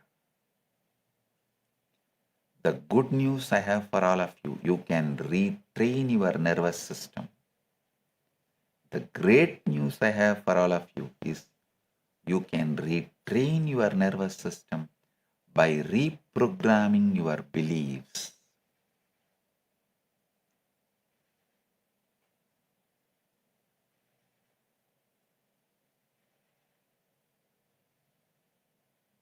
Listen.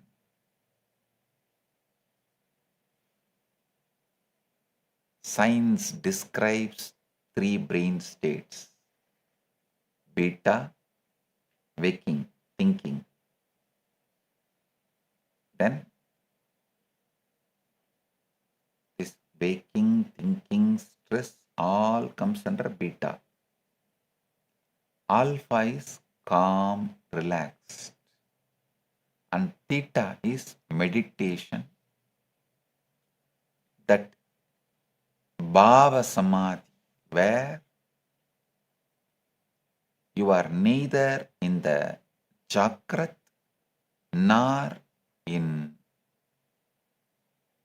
Swapna, you are in between. That hypnosis state. The Agamas describe these states too, but they go deeper.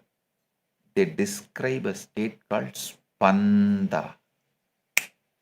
This is the key word, listen. Spanda.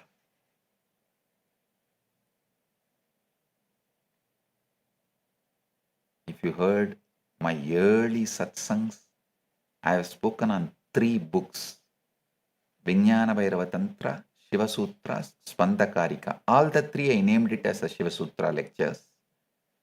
The satsangs are named as Shiva Sutras, but I have spoken on these 3 books. One book is all about Spandakarika. What is Spanda? Spanda is the vibratory dynamism of absolute consciousness. It is the pulse, the throb, the heartbeat of reality itself. It's not just awareness. It is active, creative, pulsating awareness.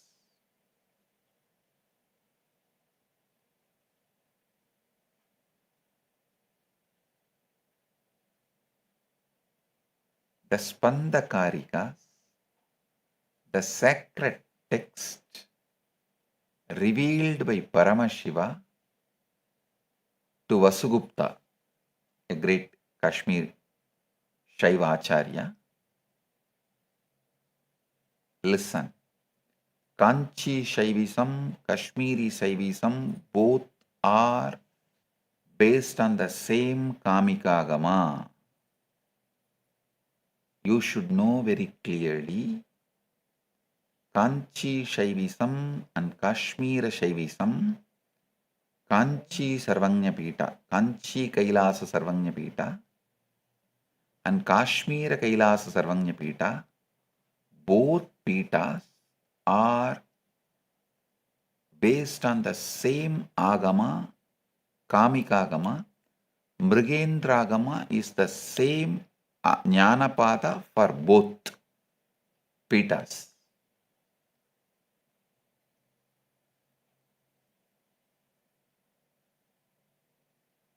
So listen, what Paramashiva revealed in Kailasa to Vasugupta, the great Kashmir Shaivacharya.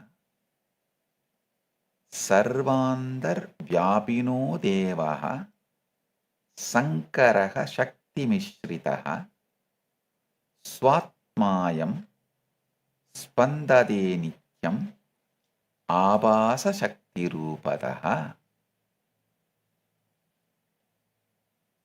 Lord Shankara, who is all-pervading and united with his divine power, pulsates eternally in the form of his own self, manifesting as radiant energy.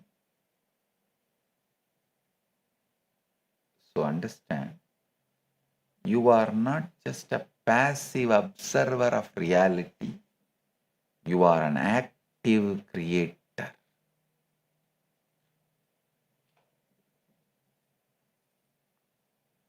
Your consciousness pulses.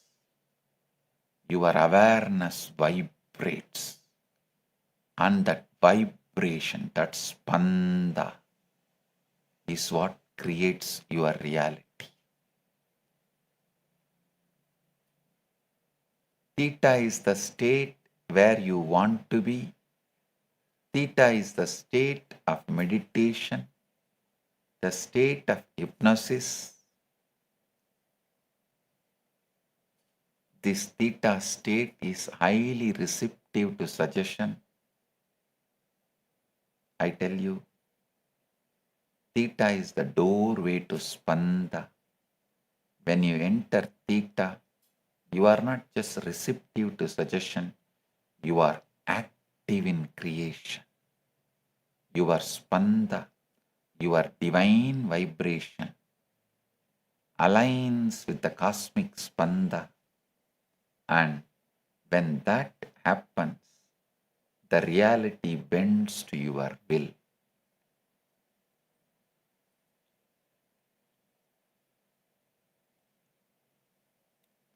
Small story. Mullah Nasruddin's son was studying homework and asked his father, "Dad, what is a monologue?"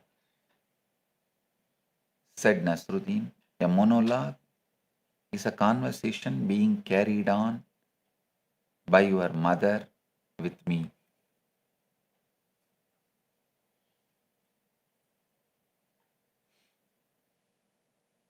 In beta state, the waking, thinking state, a monologue is a literary term.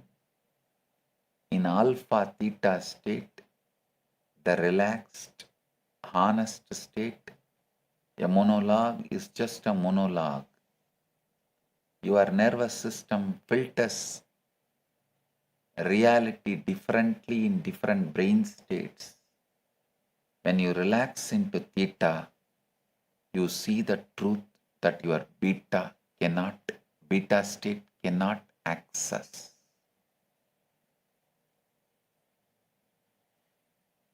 I am now going to reveal the exact technique you can do to re-imprint your nervous system in the night. Record a reality you want to manifest. But when you record, you should tell it from the state that it has already happened. describe it in vivid details. Relax completely. Feel the wish fulfilled. Listen again once you wake up in the morning, and throughout the day, audit your input. Speak affirmations aloud. Ask power questions. I tell you, this is sadhana. This is spiritual practice. You practice the re-imprinting. You detach from the old identity. You let go of the fossilized self-image. But I am telling you, another important factor, when you do this with the Guru is the one who holds the space for your re-imprinting. The Guru is the one who provides a safety that allows the nervous system to relax. Relaxation allows the nervous system to feel safe, which will allow the re-imprinting happen. That's what I do in the Satsang. Put you into that ultimate bhava, the manifestation state, and re-imprint repeatedly your Paramashiva right now.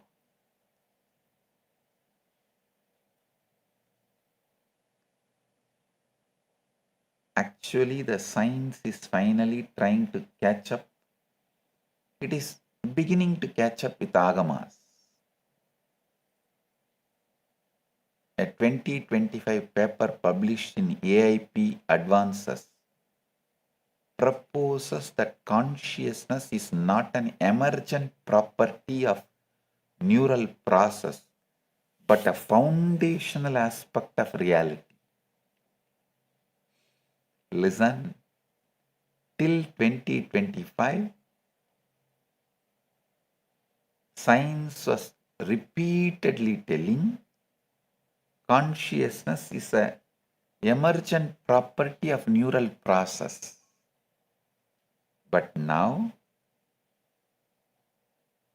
they are beginning to catch up. No, consciousness is not an emergent property of neural process, but a functional aspect of reality. It describes three principles: universal mind, underlying formless intelligence, universal consciousness, the capacity for awareness, and universal thought, the dynamic mechanism through which experience and differentiation arise. The emergence of individual awareness occurs via mechanisms such as symmetry breaking, quantum fluctuations, and discrete state selection. It essentially says consciousness is not in your brain is in consciousness. Your nervous system is not producing awareness, it is filtering awareness. This is exactly what the Mrigendra Agama describes.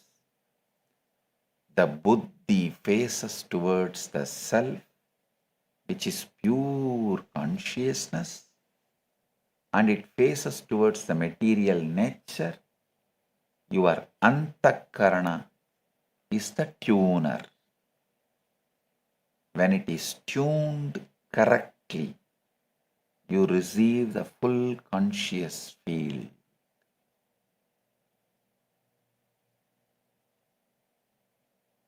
The buddhi, when it faces towards the self, which is pure consciousness, and when it faces towards the material nature,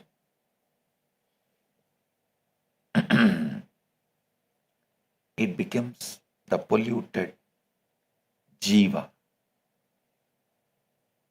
Your antakarana is the tuner. When it is tuned correctly, you receive the full consciousness field.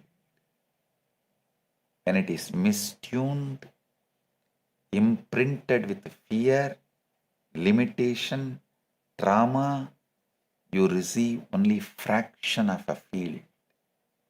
And you call that fraction reality.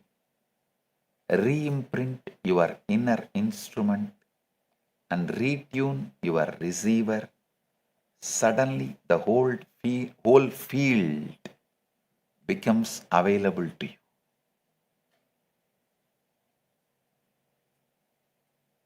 Listen, I am repeating.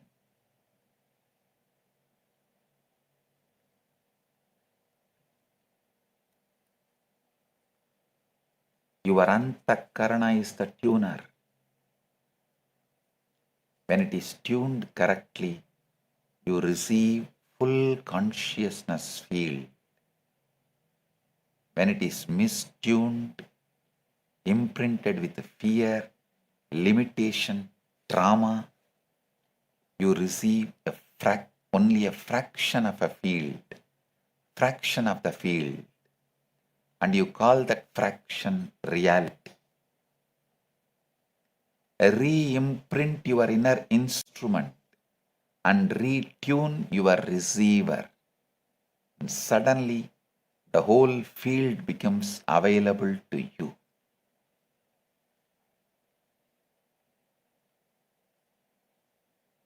Let me tell you a story from Yoga Vasishta,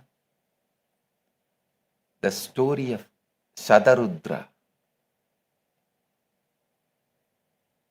was imparted to Sri Rama by the Rishi Vasishta to show that all life is mere illusion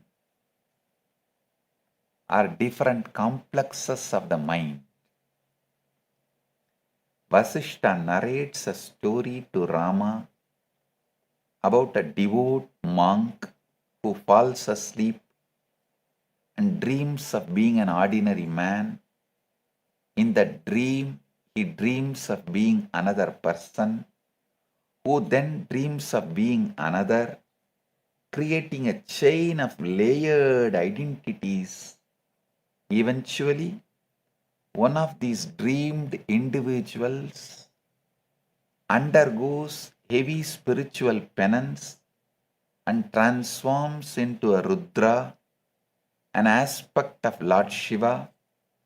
With immense cosmic knowledge, this Rudra awakens all the past layered identities, resulting in 100 Rudras existing simultaneously, realizing they are all ultimately manifestations of the same single mind, the ultimate illusion of reality, Parashakti,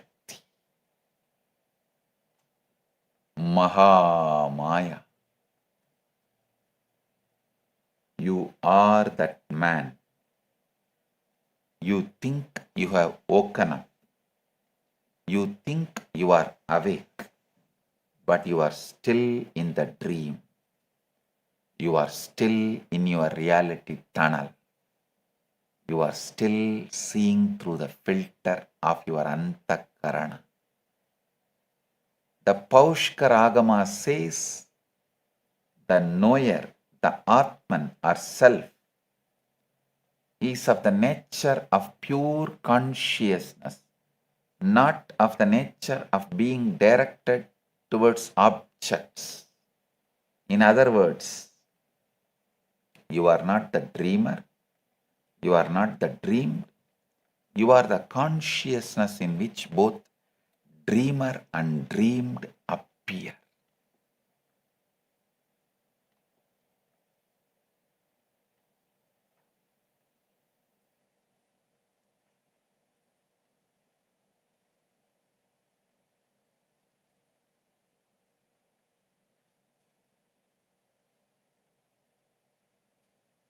small story. A friend notices that old mullah and his wife all dressed in a grand and enjoying a dinner. You look mighty dressed up, mullah. The friend said to Mullah Nasruddin, what is going on? Something special? Yes, said the mullah. I am celebrating tonight with my wife in honor of 7 years of perfect married happiness. 7 years of married happiness? I think that is wonderful. The friend said, I think it is pretty good myself. 7 years of happiness out of the 70 years of marriage, said Nasruddin.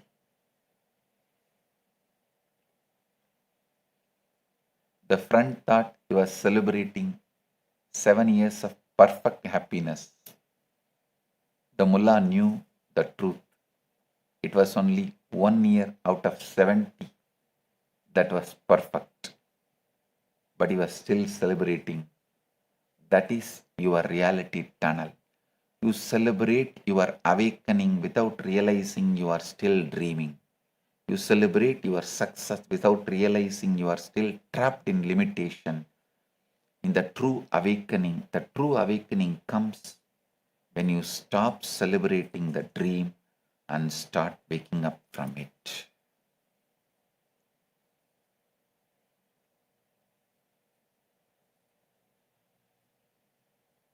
And the good news is, you don't need to struggle by yourself to re-imprint. Listen. In the presence of the Guru, your whole nervous system can simply be re-imprinted through Diksha.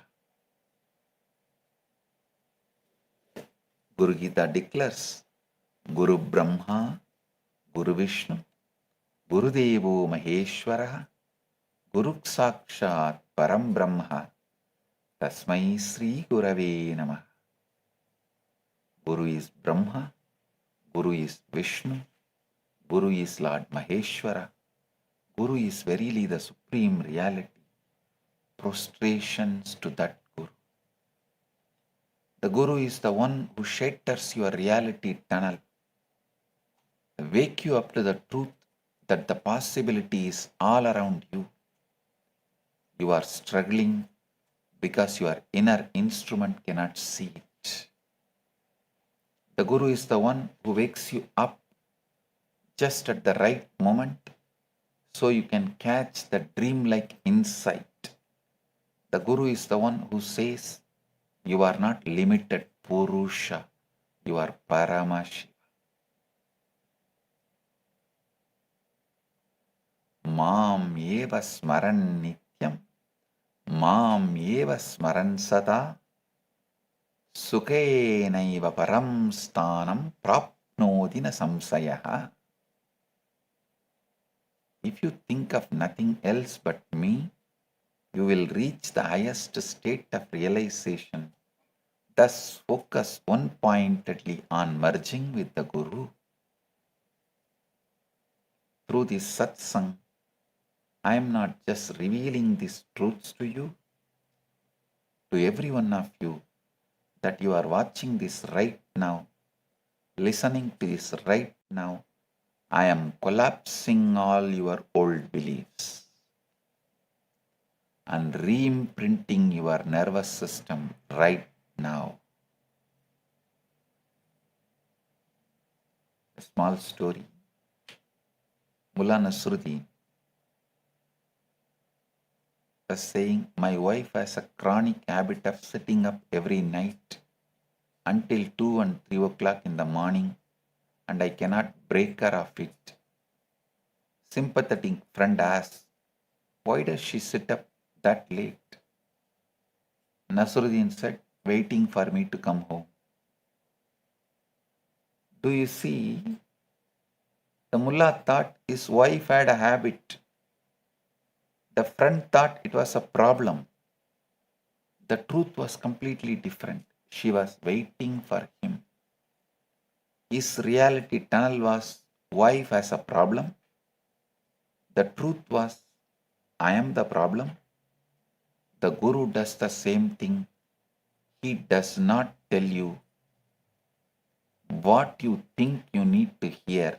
He tells you the truth that shatters your illusion.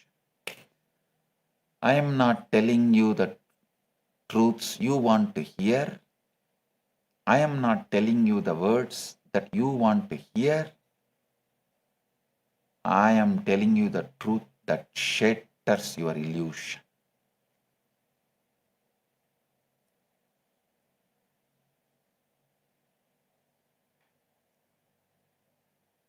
Through the Abhayam Sarvabhutebhyo initiative, this is what I am opening to humanity. To all the beings who have been through persecution. Actually, all of you have gone through the persecution by the unconscious society, unconscious political system, unconscious constitutions, unconscious economical system.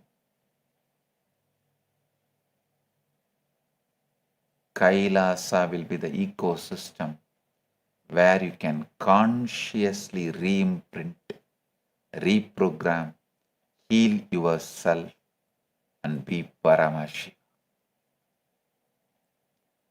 The sacred vow of Abhayam Sarvabhutebhyo, absolute protection to all living beings. It's a living reality that I am breathing into existence through the revival of Kailasa.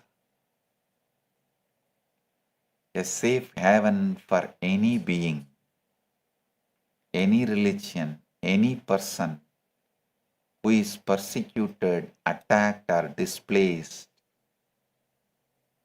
All those who realize they have been persecuted, attacked and displaced, and all those who have not even realized they are being persecuted, they have been persecuted, attacked and displaced. For both categories, where they can peacefully live and express their spirituality,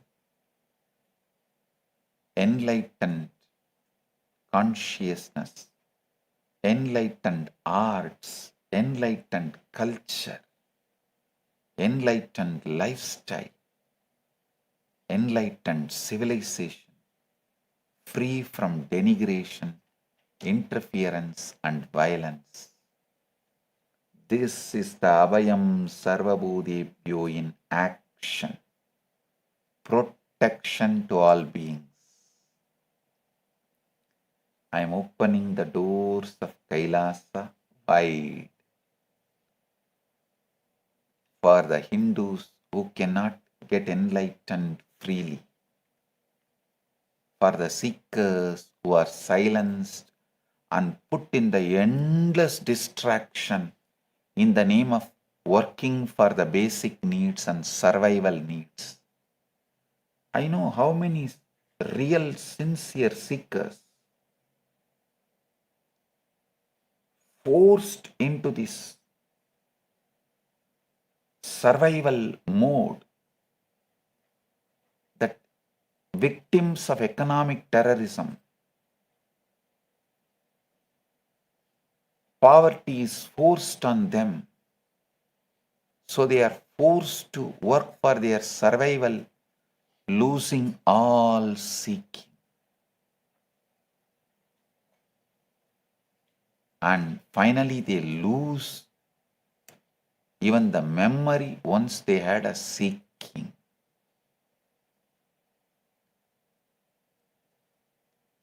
I am opening the Kailasa doors.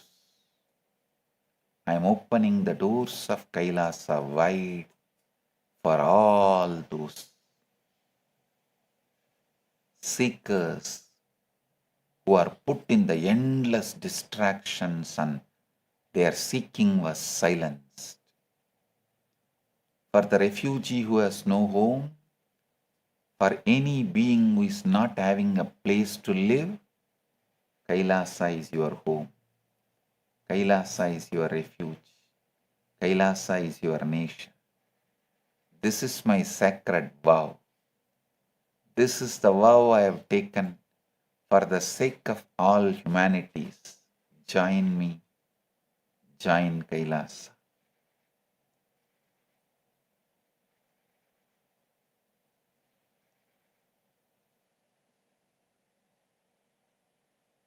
Vinay 8767 from YouTube is asking, Swamiji, I am a devotee. I want to express my gratitude for everything you have been through and everything you have stood up for. How can I support this mission of Abhayam Sarvabhutebhyo? Understand? I did not go through persecution for my sake. I went through it for your sake. For the sake of every Hindu who cannot practice Dharma freely. For the sake of every persecuted individual who needs a home.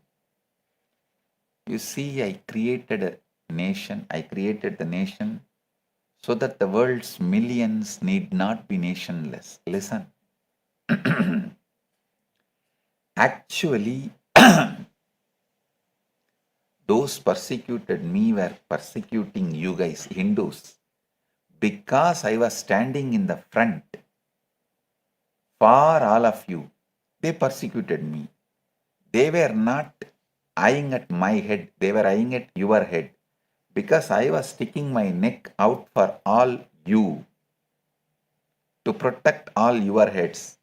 They were trying to attack me. They were persecuting me.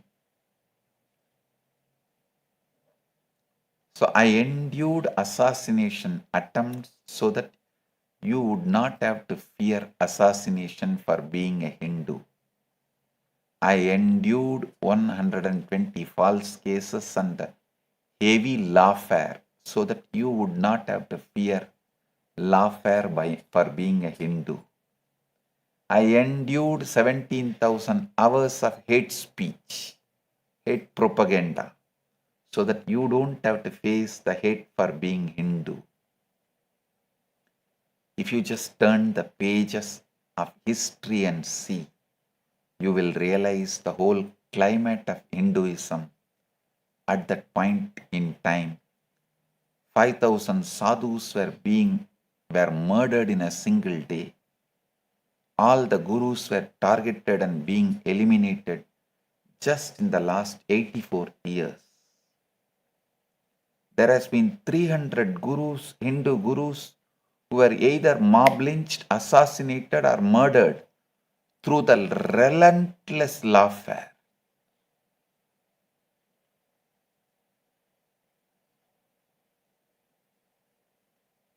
Paramashiva has manifested through this being at the right time, 1978. Even 1979 would have been too late. I am here as an ultimate Abhayam for all the Hindus. Paramashiva is here as an ultimate Abhayam for all the Hindus. You are asking, how can you support this mission? First, understand what Abhayam Sarvabhutebhyo truly means. Understand that it is not just a word, it's a vow, it's a divine promise. Second, embody Abhayam Sarvabhutebhyo in your own life. Enrich others. Protect the persecuted. Stand up for those who cannot stand up for themselves. Third, spread the message of KAILASA. Spread the message of Abhayam Sarvabhutebhyo. Let every persecuted Hindu know there is a home for you. There is a home for them. There is a nation for you. There is a sanctuary for you. Even if you are not eating in the place where Annadanam is happening, Even if you tell those who need food, who are starving, who need annadanam, even if you tell them, that punya will come to you and protect you. Like Karna did not do annadanam his whole life. He did all other danams. So when he went to Swarga, he had hunger. He asked, what is this? I am feeling hunger in Swarga. They said, you did not do annadana. That is why you are having hunger. Then Karna asks, what is the solution? Then Narada says, don't worry. You put the pointing finger on your mouth, your hunger will disappear. Karna did it and hunger disappeared. Karna asked Narada, how is it possible? How it happened? Narada said, once someone was hungry, you showed him a place where annadan happens, and he went and ate and his hunger got settled. He was healed from the hunger, because hunger is a roga. So he was healed from hunger. So that punya is there in your pointing finger. So put that in your mouth. Your hunger will disappear. So listen. Show to people, enrich people, spread this word for those who need refuge. If you need, come and settle down in Kailasa and share, enrich, reach out to everyone who needs Abhayam. That's the best way you can support this mission of Abhayam Sarvabhutebhyo. There's one more question. Same Vinay 8767 is asking, dear Swamiji, you went through so much persecution, assassination attempts, false cases, and so much more. How can you still open Kailasa for others? Why did not Swamiji give up? Because I will not give up. You are asking why Swamiji did not give up? Because I will not give up. If I give up, who will stand for the 2 billion Hindus? The seekers of enlightenment. You see, the question comes from the human mind. The human mind says, I was hurt, so I will hurt back. I was persecuted, so I will persecute. I was denied refuge, so I will deny refuge to others. No. But Paramashiva does not manifest like that. He does not think like human mind. Paramashiva thinks as the cosmos, like the cosmos. He is cosmos. So he thinks like cosmos.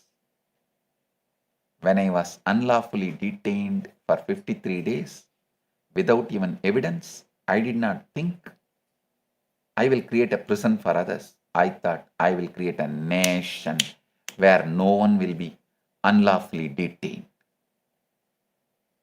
When they filed false cases, I did not think I'll create a court to falsely accuse others. I thought I'll create a justice system based on dharma, which cannot be used for lawfare, which cannot be used to do lawfare. You see, persecution does not define you. Your response to persecution defines you. The persecution I went through does not define me. My response to that persecution defines me.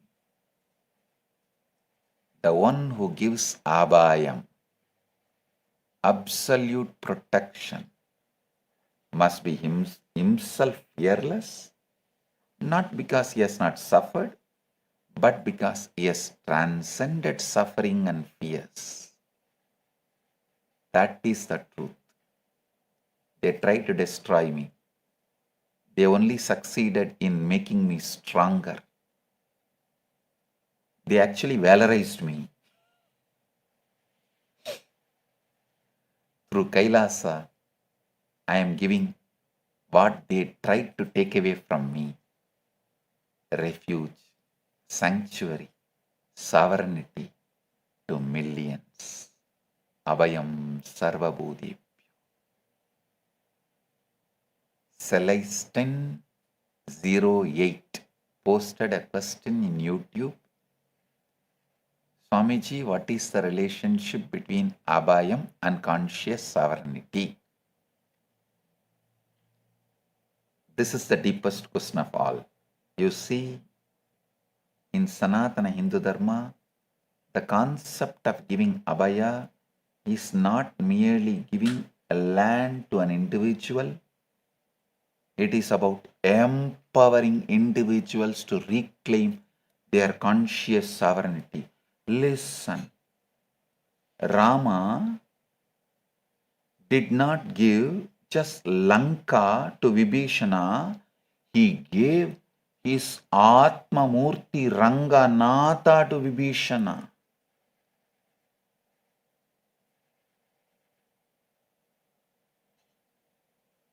His own Atma Murti Ranganatha to Vibhishana. So it is not just merely giving Lanka the land, kingdom. It is giving conscious sovereignty, the whole enlightenment. You see, in Sanatana Hindu Dharma, the concept of giving Abhaya is not merely giving land to an individual. It is about empowering individuals to reclaim their conscious sovereignty. What does that mean? It means you are not a refugee. You are a sovereign being. You have simply forgotten your home. You have simply forgotten your true nature. You have simply forgotten that you are Paramashiva. Abhayam is the hand that reaches out and says, remember who you are. Remember where you came from.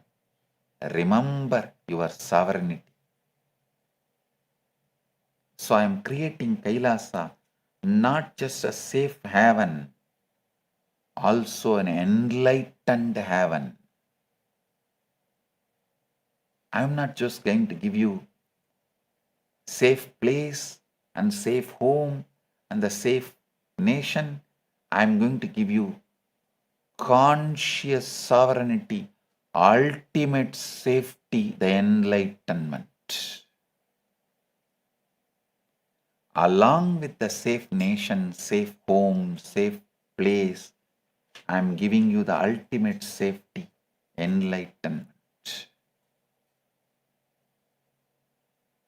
I created the Kailasa. When I created the Kailasa, I did not just create a piece of land. I created a consciousness sovereignty, a consciousness of sovereignty.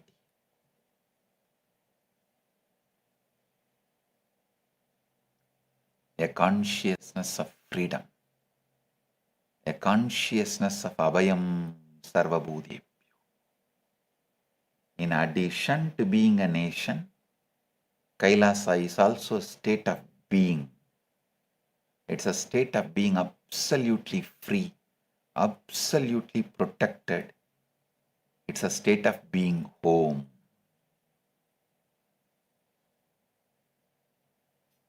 And that state is available to everyone, regardless of gender, race, religion, creed, nationality, because consciousness does not discriminate. Paramashiva does not discriminate. Abhayam Sarvabhutebhyo does not discriminate.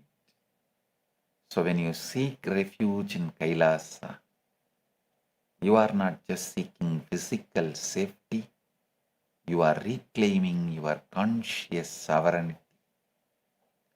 You are remembering who you truly are. You are coming home.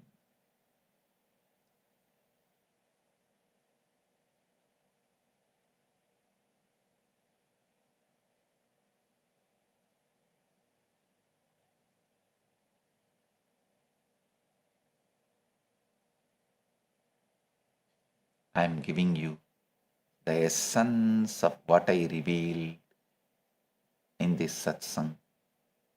Shivatva, Ishwaratva, Jivatva. You are the being who has forgotten your Paramashivatva and fell into Kanjugas. All you need to do is wake up and play your life with absolute lordship as a Leela. Your reality is not what is. It is what your antakarana, your manas, buddhi and ahankara allows you to perceive. Change the inner instrument, you will change the world. Means a filter. The reality tunnel is just a dream.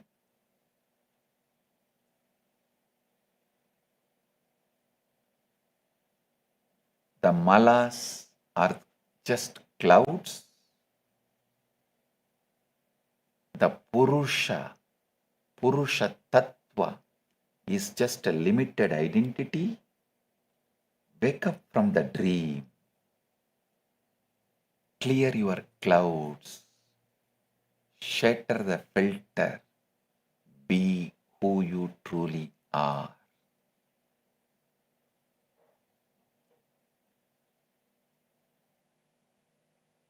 The Paushkara Agama says, the knower, the Atman or self, is of the nature of pure consciousness, not of the nature of being directed toward objects. You are not the one who is filtered. You are the consciousness that sees the filter.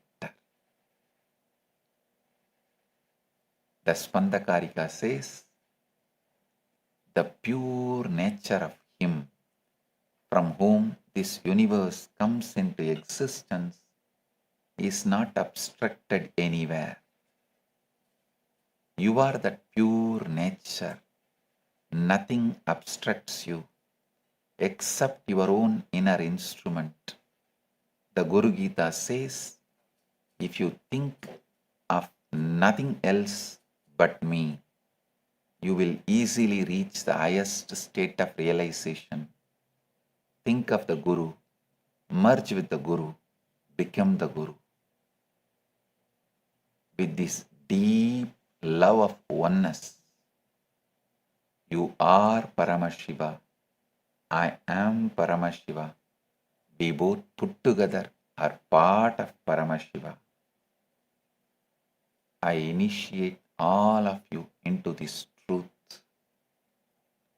Live this and you will start radiating the power of Grahanam, the ability to digest any concept, any reality as it is.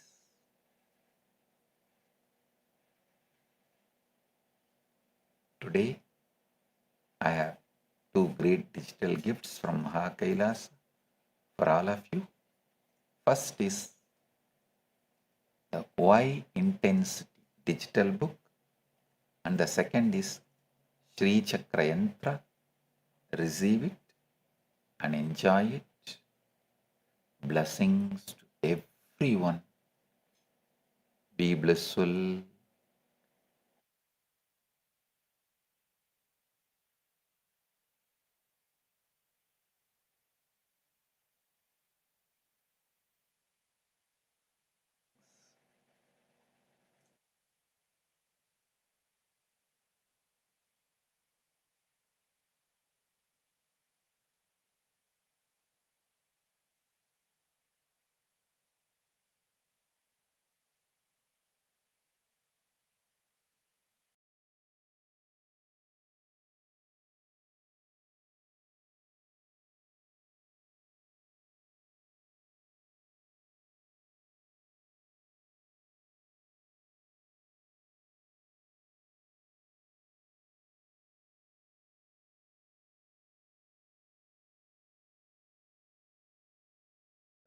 foundational, first principle of Sanatana Hindu Dharma is Guru-disciple relationship. Everything starts there, everything ends there, but this itself does not end.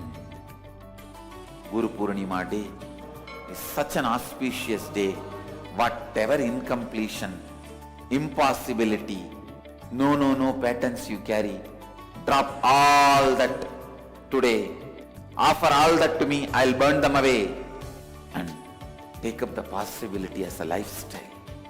Become part of the Sangha. Live Advaita.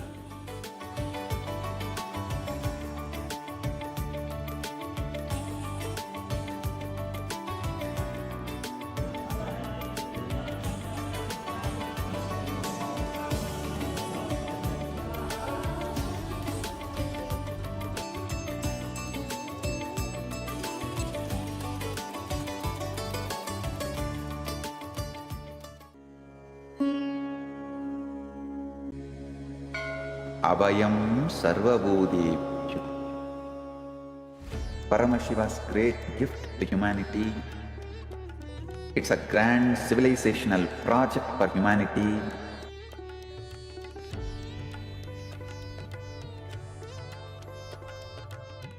On Guru Purnima Day, the official integrating people means officially accepting them into the campuses, KAILASA, will begin. This is the single most powerful declaration in the whole Sanatana Hindu Dharma. The entire body of Sanatana Hindu Dharma, Sannyas Sampradaya, when they take sannyas, they drop everything of this world and declare Abhayam Sarvabhutebhyo, means I give Abhaya, protection to all beings. I am opening the doors of KAILASA to whole humanity.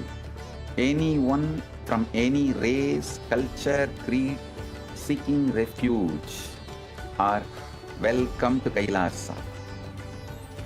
In a world fractured by persecution, displacement and fear, millions are still searching for safety. Families are separated, voices are silenced, lives are uprooted. But refuge can still be offered. Dignity can still be restored. I declare Abhayam Sarvabhutebhyo. Abhayam Sarvabhutebhyo. Abhayam Sarvabhutebhyo. I offer Abhaya, protection to all beings, refugee to every persecuted soul, every human being cast out because of their faith, their identity, their voice. I open the doors of KAILASA for all of you. You only need the courage to seek refuge and KAILASA will answer. Come, the doors are open, you are seen, you are protected. Welcome home, you are home. Understand, I can see clearly, Paramashiva made it happen. Paramashiva has made it happen. Join this sacred humanitarian mission. Sign up now and help build refuge for those who need it most. What if I told you there's an AI that was trained on knowledge that is thousands of years old? Not scraped from the internet, not generated by another AI, but real, ancient human wisdom, digitized for the very first time. We're talking about 20 million source texts, 2 petabytes of curated knowledge, over 60,000 people who helped make it happen. And at the center of all of this is one person whose life's work made it possible. Today, we're talking about Ask Nithyananda AI, and why this might be one of the most important AI projects happening right now. Stay with me, because this one is different.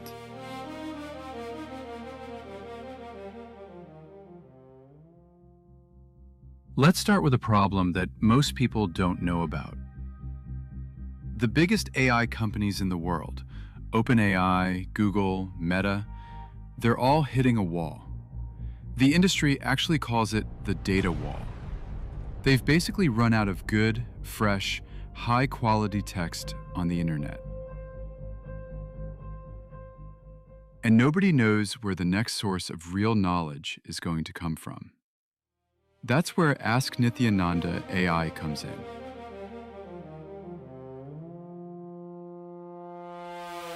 The Supreme Pontiff of Hinduism, Bhagavan Sri Nithyananda Paramashhivam, known as SPH, has spent over 50 years gathering, living, and teaching spiritual knowledge.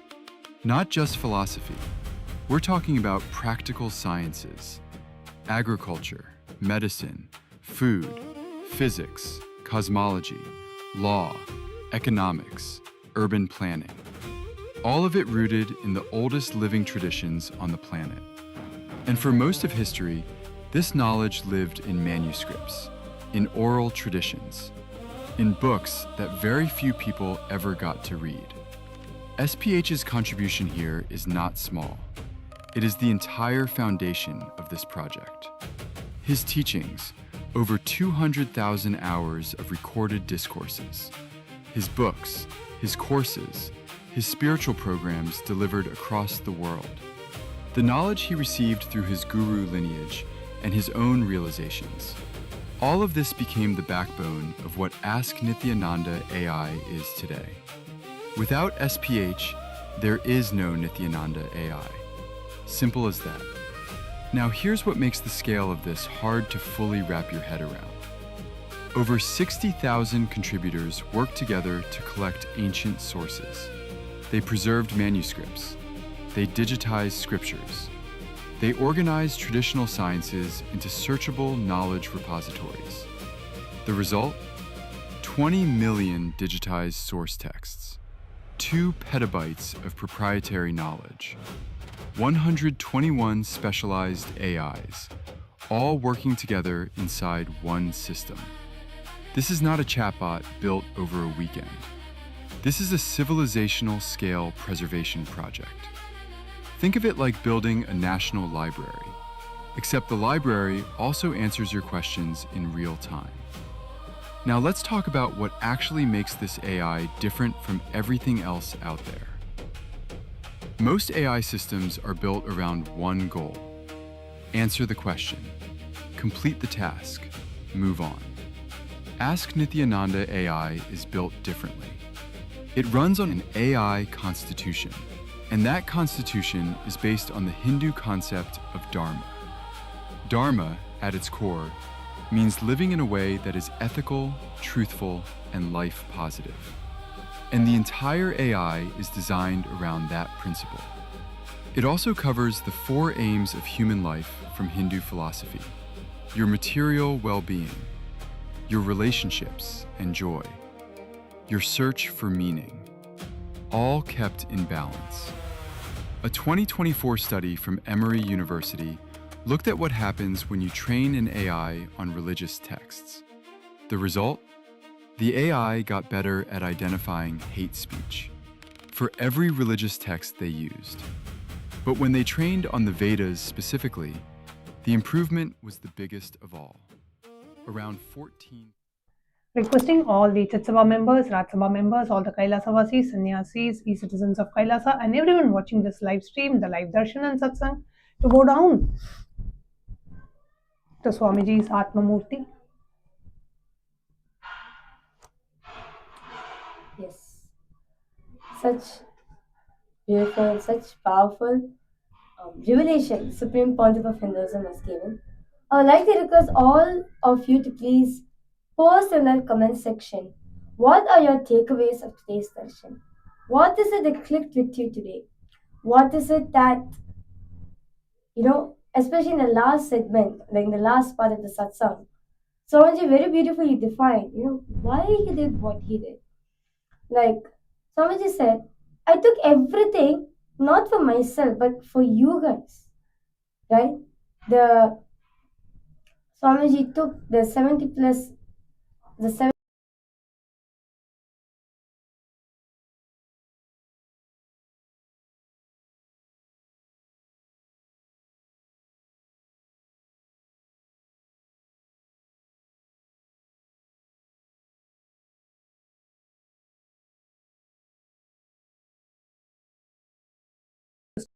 statelessness. He was forced into all these illegal lawfare and illegal cases, malicious prosecution, and so many hours and hours of hate speech, character assassination, body shaming, and whatnot.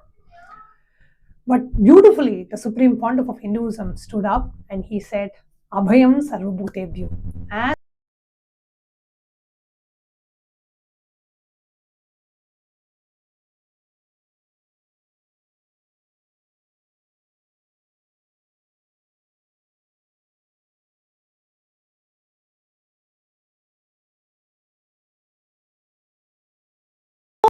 all the beings on this planet, he says that anybody who's looking for a home,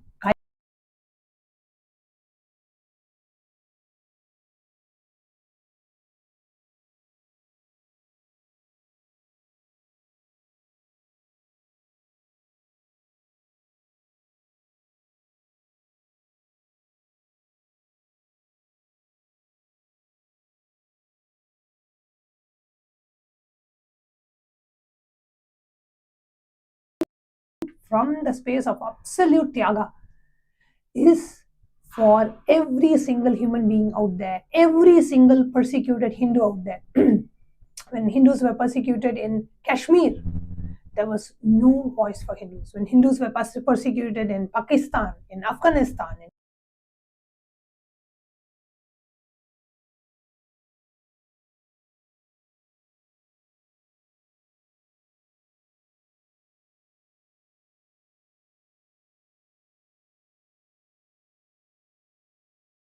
Bangladesh. But today, the Supreme Pontiff of Hinduism has opened the doors of Kailasa for any persecuted Hindu, for the 2 billion Hindus that are out there. If you feel you are living in a place where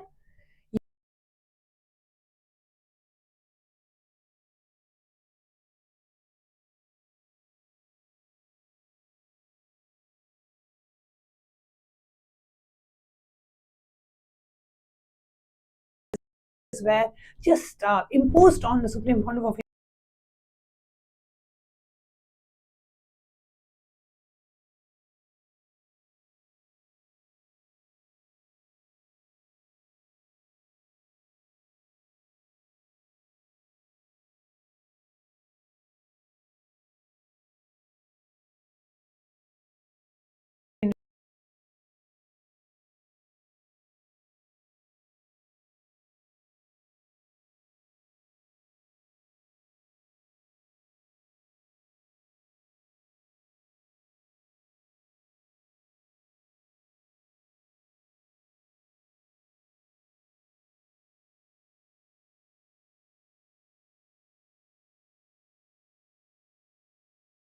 heaven, but ultimately is giving you an enlightened heaven itself, where you become Paramashiva.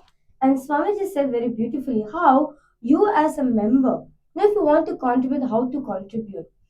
Take up the responsibility, you become one and you give Abhaya for others. You stand up for others as well, those who are not able to stand up. You become voice for others, those who are not able to voice out. You become the thing for them. And third, share the message of Kailasa. Let all the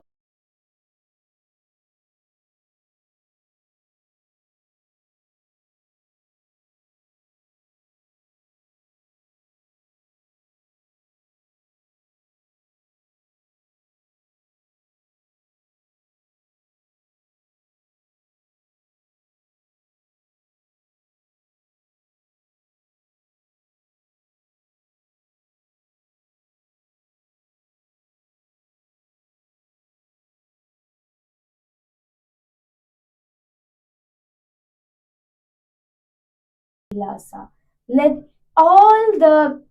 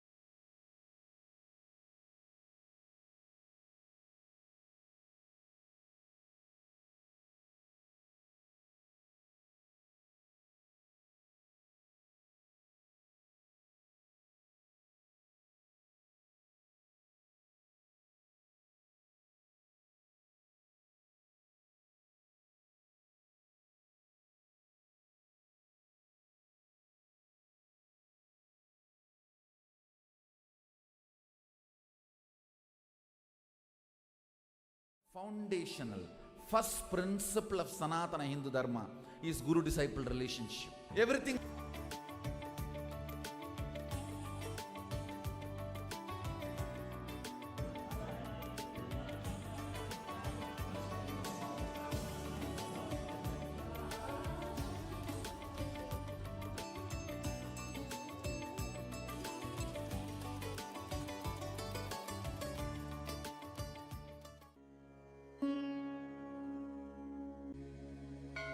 Abhayam Sarvabhutebhyo. Paramashiva's great gift to humanity. It's a grand civilizational project for humanity.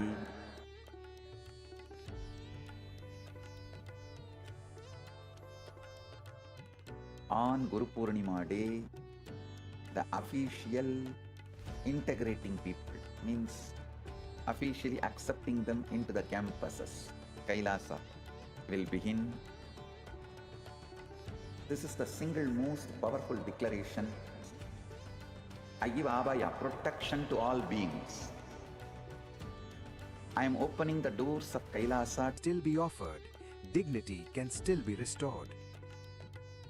I declare Abhayam Sarvabhutebhyo. Abhayam Sarvabhutebhyo. Abhayam Sarvabhutebhyo. I offer Abhaya, protection to all beings, refugee to every persecuted soul, every human being cast out because of their faith, their identity, their voice. I open the doors of KAILASA for all of you.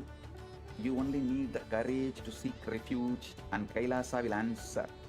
Come, the doors are open, you are seen, you are protected. Welcome home. You are home. Understand? I can see clearly. Paramashiva made it happen. Paramashiva has made it happen. Join this sacred humanitarian mission. Sign up now and help build refuge for those who need it most. What if I told you there's an AI that was trained on knowledge that is thousands of years old? Not scraped from the internet, not generated by right now, a wall. The industry actually calls it the right now, a wall. The industry actually calls it the data wall. They've basically run out of good, fresh, high-quality text on the internet. And nobody knows where the next source of real knowledge is going to come from. That's where Ask Nithyananda AI comes in.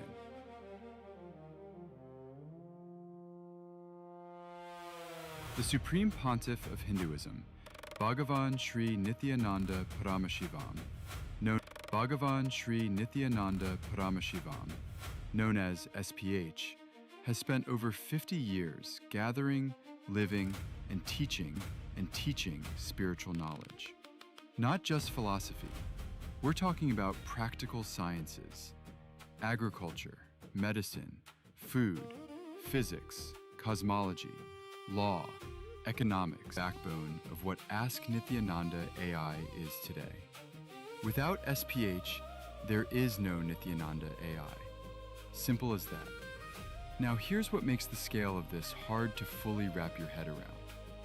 Over 60,000 contributors worked together to collect ancient sources. They preserved manuscripts. They digitized scriptures. They organized traditional sciences into searchable knowledge repositories. The result? 20 million digitized source texts, 2 petabytes of proprietary knowledge, 121 specialized AIs, all working together inside one system. This is not a chatbot built over a weekend. This is a civilizational scale preservation project. Think of it like building a constitution, and that constitution is based on the Hindu concept of Dharma.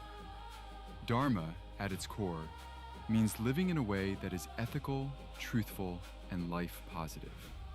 And the entire AI is designed around that principle. It also covers the 4 aims of human life from Hindu philosophy: your material well-being, your relationships and joy, your search for meaning, all kept in balance. A 2024 study from Emory University looked at what happens when you train an AI on religious texts. The result? The AI got better at identifying hate speech for every religious text they used. But when they trained on the Vedas specifically, the improvement was the biggest of all, around 14%. That's real research saying grounding an AI in ancient wisdom makes it more fair, more responsible, not less. Now let's talk about value, because the numbers here are striking. Leading AI systems, ChatGPT, Claude, Gemini, Grok, Perplexity, were all independently asked to assess Ask Nithyananda AI. They looked at architecture, knowledge assets, societal impact, and future potential. The commercial valuation came in between $20 million and $500 million. The total social and economic value, between $1,300 and $20,000 per year. These are not marketing numbers. These came from independent AI assessments. So what can you actually do with Ask Nithyananda AI? You can ask it questions about health, relationships, purpose, and daily life, and get answers rooted in thousands of years of tested wisdom.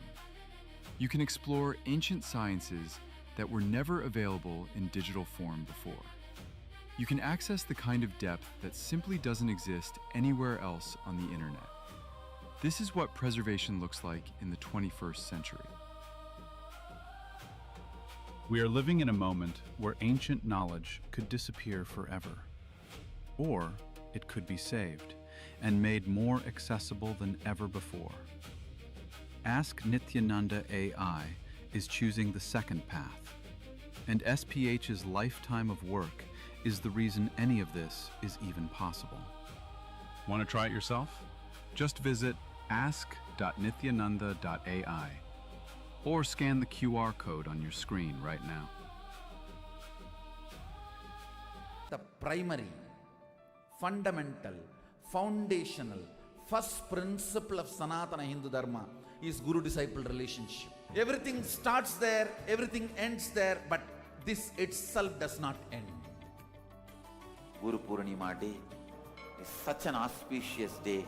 Whatever incompletion, impossibility, no patterns you carry, drop all that today. Offer all that to me, I'll burn them away. And take up the possibility as a lifestyle. Become part of the Sangha. Live Advaita.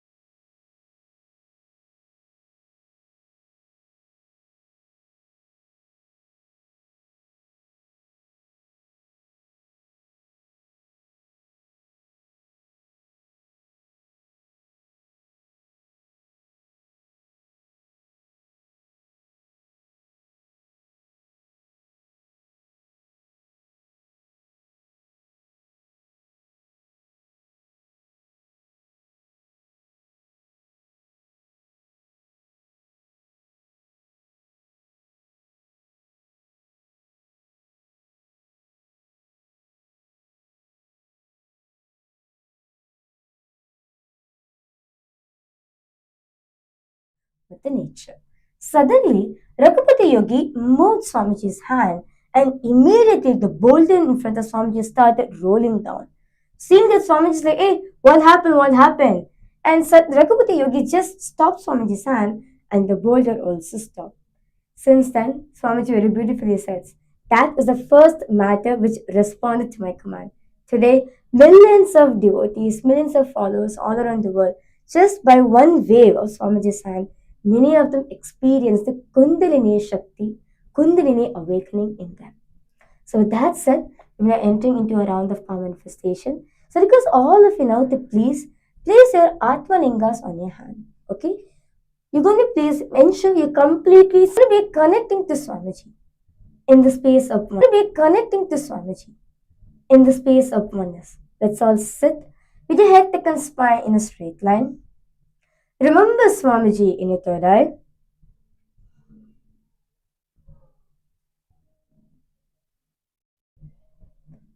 Remember, you are that Paramashiva, the quantum field. Now, let's all start chanting the Mahavakya intensely. Om Nityananda Paramashivoham. Om Nityananda Paramashivoham. Om Nityananda Paramashivoham. Om Nityananda Paramashivoham. Om Nityananda Paramashivoham. Om Nityananda Paramashivoham.